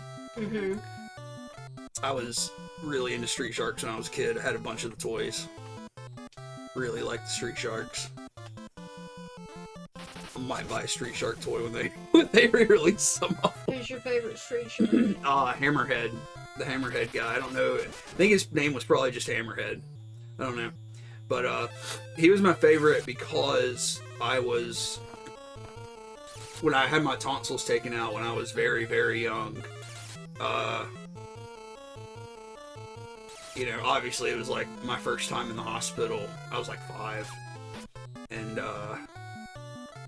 when I woke up in the hospital room after the surgery, my sister was there and she had bought me the Hammerhead toy. You know, as like a get well soon kind of thing. Mm-hmm. Mojum says they used to have the Hammerhead toy. Fuck yeah. But yeah, I had the Hammerhead toy. It was my favorite. And I think I had all of the main guys. And I had at least 2 of the villains, because there was the human, like, the human-looking villain who was like the big villain. He had like a diving suit with a hook for a hand. And then, like, his head would spin around, and it would have, like, a fishman head. And then I had another villain who was, like, this fish monster with a drill for a nose. And it would spin around. I don't remember anybody's name besides the Hammerhead guy. Which you're not even sure about. No. I'll look them up. I remember Street Sharks, but I don't remember watching it much. I don't think I ever really watched it. I just was into the toys. Like, there was a lot of stuff like that. I was just really into action figures as a kid. I didn't have action figures. I had Pokemon toys, but I didn't really have action figures. Like when I was really little, I don't know if I saw Batman like as a movie before I had Batman toys, but I remember from as early as I can remember having Batman toys, and then they come free with your assigned gender at birth. Yeah. And I mean, I still love Batman. Batman's still one of my favorite things. And so I've been here, I guess. Then I remember having Street Sharks toys. I remember having knockoff G.I. Joes, the little core figures. I remember having I got into Spawn toys long before I ever saw the cartoon or read the comics. It's just really into action figures, and I still love action figures. I just, I can't afford to collect everything that I love, so I do have a small recent collection of action figures that I bought sort of over the last 6 or 7 months. It's like mostly Marvel stuff with a couple of random things. I actually bought a Transformer recently. It's the first Transformer I ever bought. But it's I don't remember what his name is. But it's one of the ones that turns into a boombox. One of the figures up there is a Funko. Tirith. Yeah, I do have one Funko Pop up here, Tirith, and it's a Sui from My Hero Academia, the frog girl from that anime. Oh, Mochum says, I don't know much about Spawn, but I used to have a medieval Spawn action figure. Yo, when I was a kid, I had the 12-inch medieval Spawn action figure. So I just had this big-ass, like, medieval Spawn with a fucking big shield and a sword in my room. It's fucking awesome. What do I have up here? I have a MODOK figure from Marvel Comics. I have a classic-style War Machine figure. I have the classics, like the 1970s era Iron Man figure. I have the Mark II Iron Man armor, the silver armor, like the old chunky armor.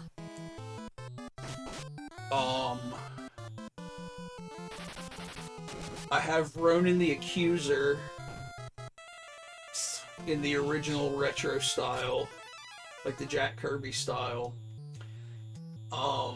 I have a Spider-Gwen figure from the recent Spider-Verse movie, and I have the Cyborg Spider-Woman figure from the recent Spider-Verse movie. Because she's big.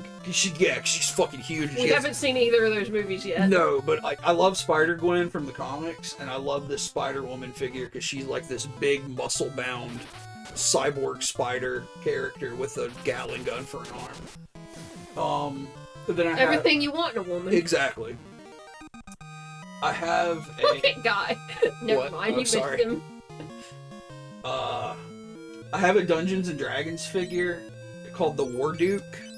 So it's just like an evil warrior character with a big flaming sword. I have a little there's this line called Tiny Terrors from, I think it's from Nika. Yeah, I think so. And it's like classic horror movie characters in like a Scooby-Doo villain art style. So I have a little Leatherface that's like a little cartoon Leatherface. Then I have the Pop Funko Asui from My Hero Academia. And then I have this Transformer who I'm about to look up the name of.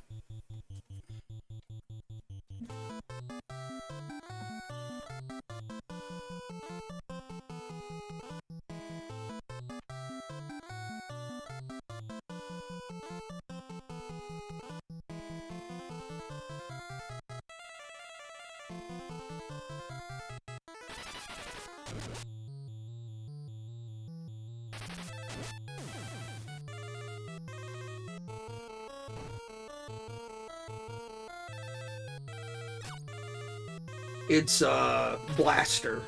There's like at least 2 Transformers that turn into boomboxes. One is Soundwave and one is Blaster. I have Blaster, so it's like a little red boombox. And it's got little cassette tapes in it that turn into little tiny robots. It's very cute. I don't really give a shit about Transformers, but I wanted it because it's a boombox. Transformers is very boring to me. I know some people live and breathe Transformers, but I just can't get into it. It's not a property that ever interested me, even as a kid. Yeah. And the movies, I think, are terrible. Like, honestly, I watched that awful CG Transformers show. Beast Wars? Yeah, I watched that as a kid. Like, not religiously, but if it was on, I wouldn't, complain. That's the new movie, you know? No. I don't know if it's out yet, but yeah, like, that's the new Transformers movie is like Rise of the Beasts or something. Rise of Skywalker. Yeah.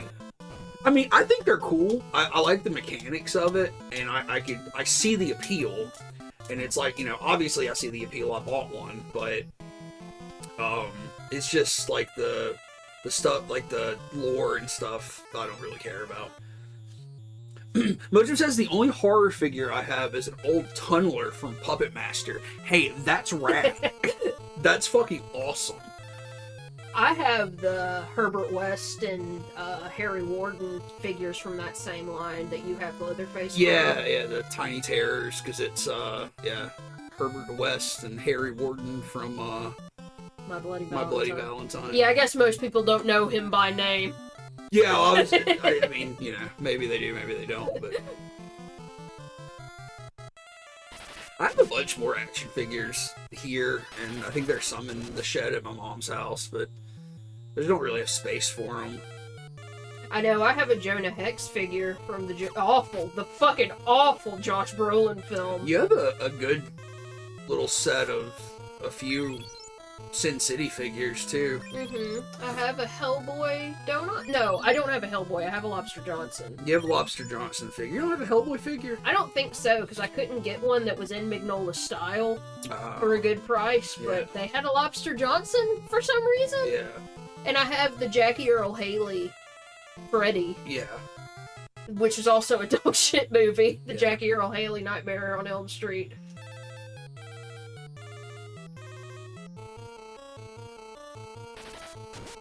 Speaking of people with 3 names, we're watching all this true crime shit, and every single fucking time they find a serial killer, 3 names. Yeah, it's a thing. Like and I've actually heard other true crime podcast people mention it before, where it's like, you know, if they have 3 names, you know they're a serial killer. And I think it's also just because, like, I don't know. It's like some people, especially I feel like in the South, there's just certain people and people call them by their 3 names. And it's just like their names flow a certain way. I feel like it's probably more that their names are too common, so you gotta put that middle name in there. Yeah. Like, you know, that's Johnny, that's Johnny, that's Johnny. So you call this one, you know, well, that's Johnny Lee, and that's Johnny Wayne, and that, you know. But yeah, there's just, like, a lot of killers. Like, Henry Lee Lucas is one. John Wayne Gacy. John Wayne Gacy.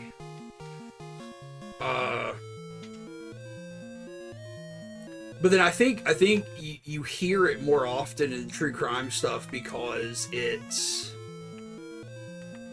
the police just saying their full name. But I don't know. I mean, maybe they were known by all 3 names. I don't know. I feel like my real name flows that way. You know? Because I have such a short middle name. So if I was a serial killer, they would probably call me by all 3 of my names. But I'm not. So, you know, no worries. don't even want to be close enough to people to serial kill them. No, who wants to, like, be that close to somebody? Fuck, I was trying to look up the Street Sharks names. Got me all fucked up on serial killers now. Characters.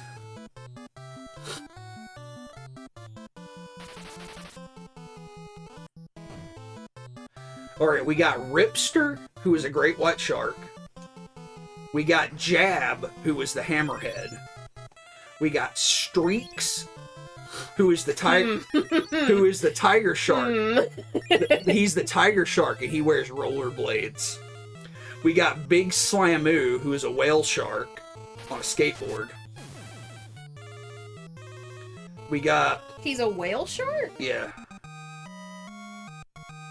Yes. Okay. Is that a problem? No, I just don't remember a design that looked like a whale shark. Oh. Fucking Tillicum should have been in that show.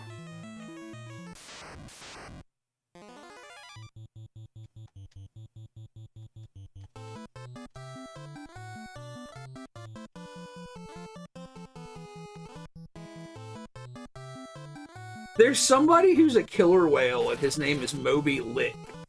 Don't like that. Okay. The villains are Dr. Luther Paradigm. So he's the guy... Okay, it wasn't a hook he had for an arm, it was a harpoon. And he wore a yellow robotic exoskeleton and an eye patch, and he turned into a piranha monster.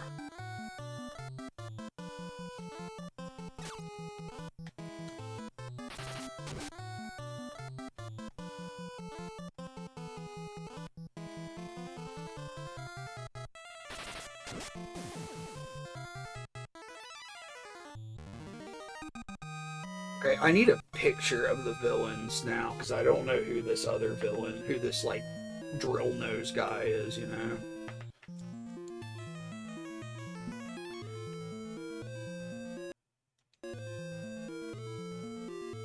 Alright, the drill nose guy was named Slash. This is him. Does he look cool? He does. I'm gonna post a link to this guy in chat.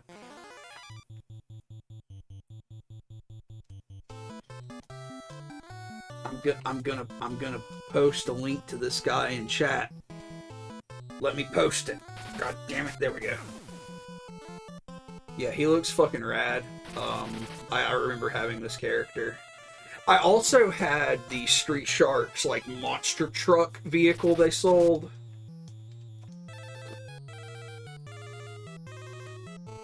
Which I believe a family member took off the back of a truck.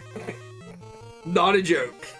Not a joke. An uncle took it off the back of a truck he was driving and gave it to me and my cousin for Christmas one year. Like, straight up just fucking stole them.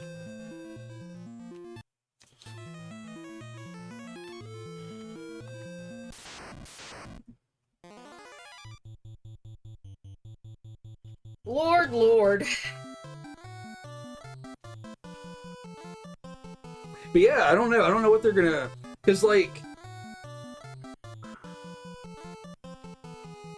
There's a couple of companies now that do, like, really high-quality versions of, you know, classic kids' toys, like, Secret 7. Secret 7? Super 7. Super 7 is the name of a company.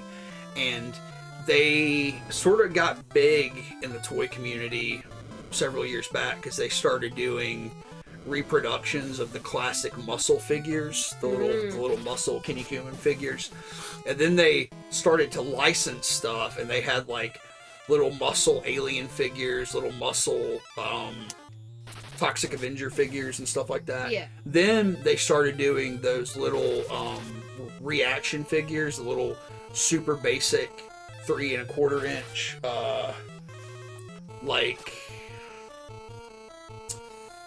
They did Toxic Avenger ones.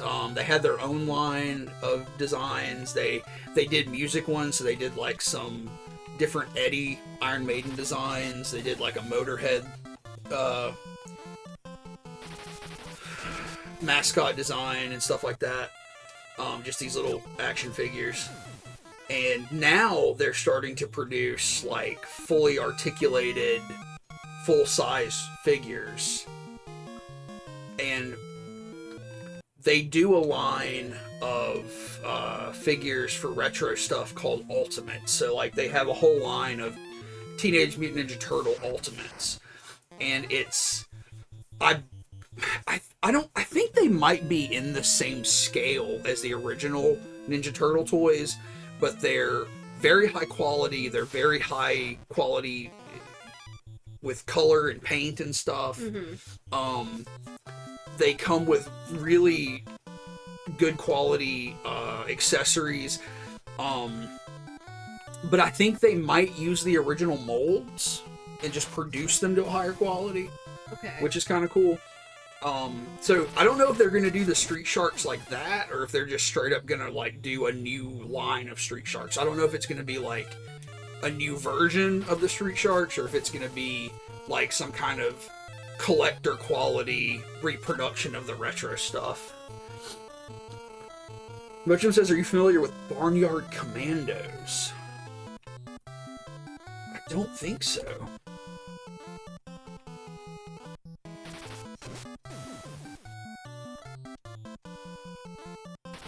Barnyard Commandos is an action figure line created by toy designer James Groman for American Greeting Corporation, produced by Playmates, who produced the OG Ninja Turtle toys in 1989. Yo. Oh, they're repugnant, huh? These are great. Okay, I'm back on the first floor. Are you kidding?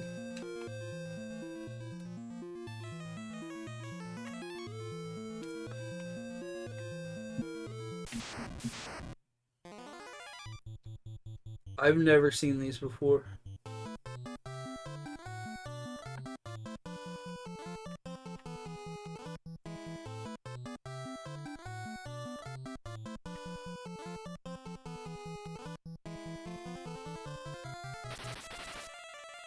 It looks like they're getting the same treatment as I was just talking about, because there's a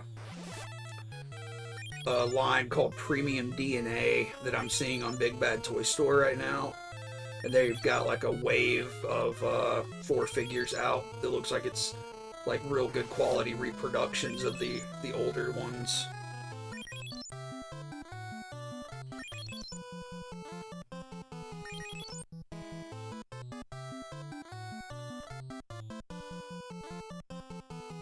Oh man, Motion says they still have a couple of the VHS tapes from this show, but they don't have any of the toys anymore. Man, these are cool. I really like the old ones a little more than these new ones, because the old ones have like more retro colors and stuff.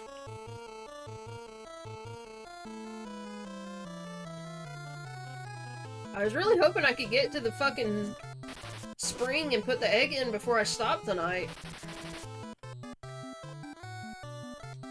Yeah, this dungeon is just brutal, huh?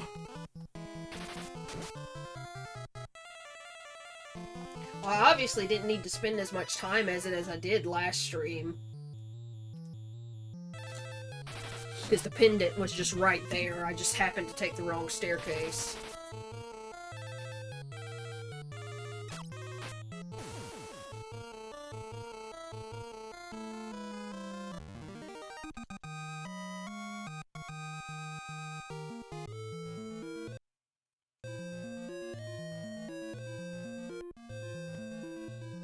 There's been a couple of like retro toys that I've collected over the years. Like I have a lot of the original Toxic Crusaders toys from like the 80s or 90s or whatever. Here is a toy, a classic toy that I wish I could get, just because it's kind of a ridiculous toy for the time. but it's the Shia Lude from David Lynch's Dune. It's made by LJN, who was, you know, also the company that is known for their awful NES era games. But, you know, that movie came out in the 80s, and of course you gotta fucking market anything to kids in the 80s, so there's a whole line of LJN play sets and action figures and shit for the original, for the David Lynch Dune movie. And, you know, just the context of all of that is hilarious, that there's a toy line, right? But just this weird 80s rubbery looking sandworm, I love it. I want a Twin Peaks toy line. Dale Cooper action figure. Yeah, there is one. Oh, hell yes. Yeah, I thought there was. I mean, it's not old, of course, but yeah, Funko makes it, actually, I think. Yeah, because it's a little set. It comes with Dale Cooper, Laura Palmer wrapped in plastic, Bob, and the Log Lady.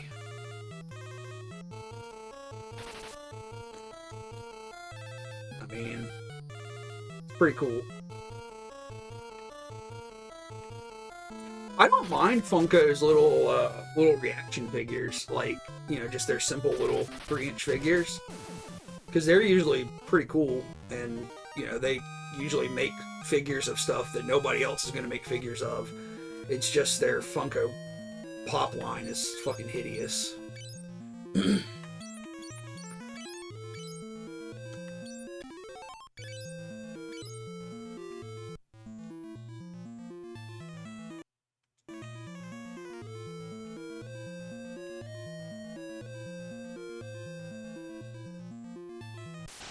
I think I was on the right track at the oh my god.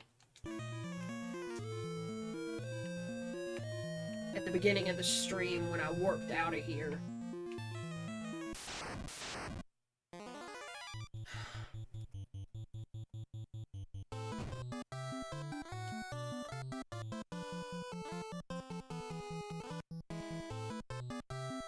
Yeah, it's here. Like they do make some cool stuff.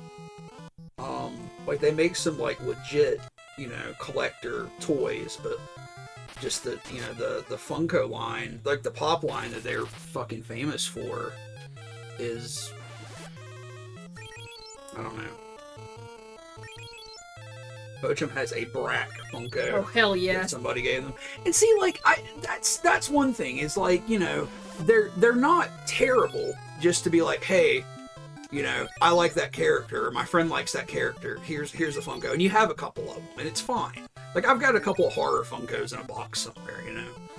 But the collector attitude, and then the response to the collector attitude that the company has, because they treat it like the comic book industry treats comic books, where retailers have to order a certain number of standard Funko Pops to get the chase figures, and then you end up with shelves and shelves of unsold standard Funko Pops that don't go anywhere. It's just wasted plastic. It's really bothersome. And then yeah, like Tira's saying, the design is just not great. And I used to not hate the designs so much, but I do kind of dislike them more now.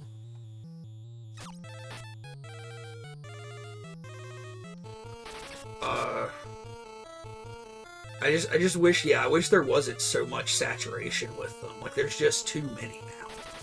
They're everywhere.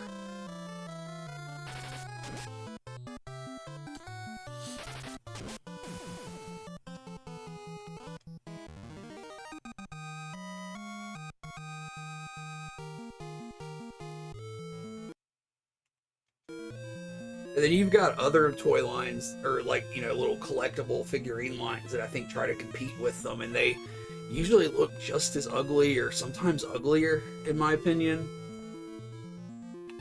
It just, all of that design is really bad to me. Like, I wish,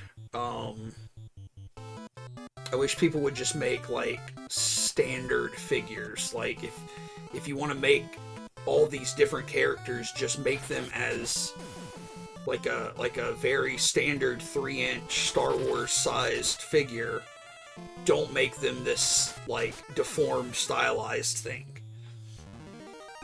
Because I would probably collect those little 3-inch figures all day long for, you know, weirdo properties that otherwise wouldn't have a toy. Or wouldn't have a cheap toy, you know.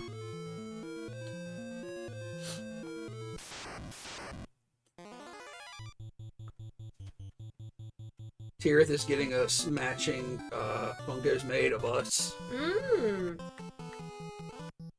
Hate that. Hate that, Tirith.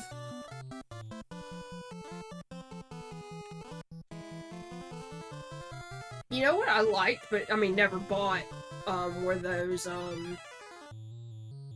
what was that Disney thing? It was like an online game or whatever that had the figures. It was like Skylanders, but it wasn't Skylanders. Disney's Infinite or some shit? Yeah, Disney Infinity? Probably. I liked those. There were a lot of Star Wars ones for that, and I thought they were kind of neat, because they were stylized. Yeah, Disney Infinity.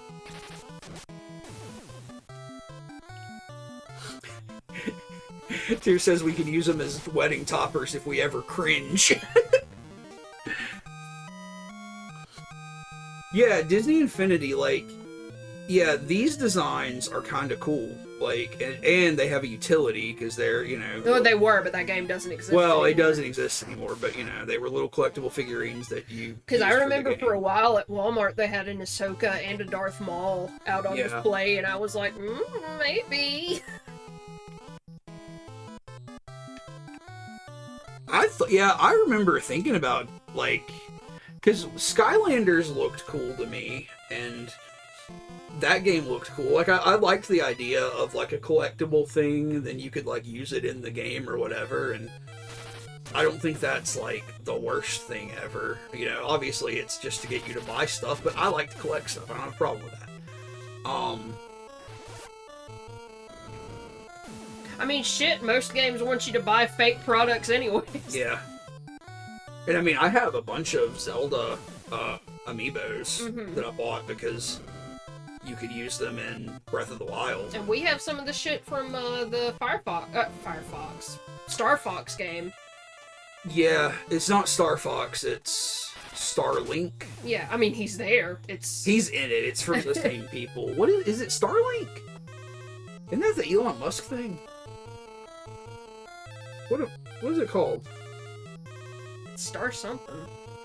Starfuckers. No, it's Starlink. Elon can't come up with a single unique idea. Yeah, Starlink Battle for Atlas. I feel bad about that game because we bought the game, we bought some of the things, and we played it for a little bit, but then we kind of lost interest. But it was really fun because it was a Nintendo Switch game, and you bought the. You didn't have to, but you could buy little physical ship figurines and little figurines of like ship captains or pilots or whatever, and then you could buy like a weapon attachments for the ships, and you would like assemble them and scan them into the game and you could scan your pilots into the game and stuff, and you could play as them with the ships. And one of the captains was a beefy metalhead lady. Yeah. It was really fun. It was a really cool concept too, because it had very nice little and local co-op. Had local co-op, and it had really cute little sci-fi ship figures. We need to play that one day. I know where the stuff is.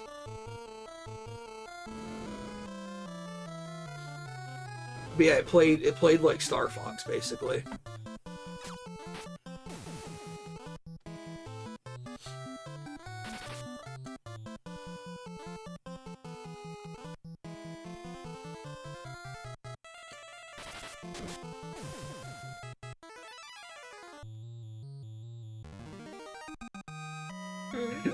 Here said X, Starlink X.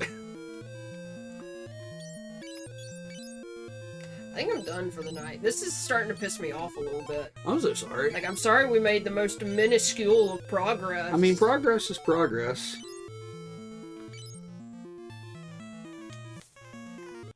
But you'll, yeah, we can catch up a little bit.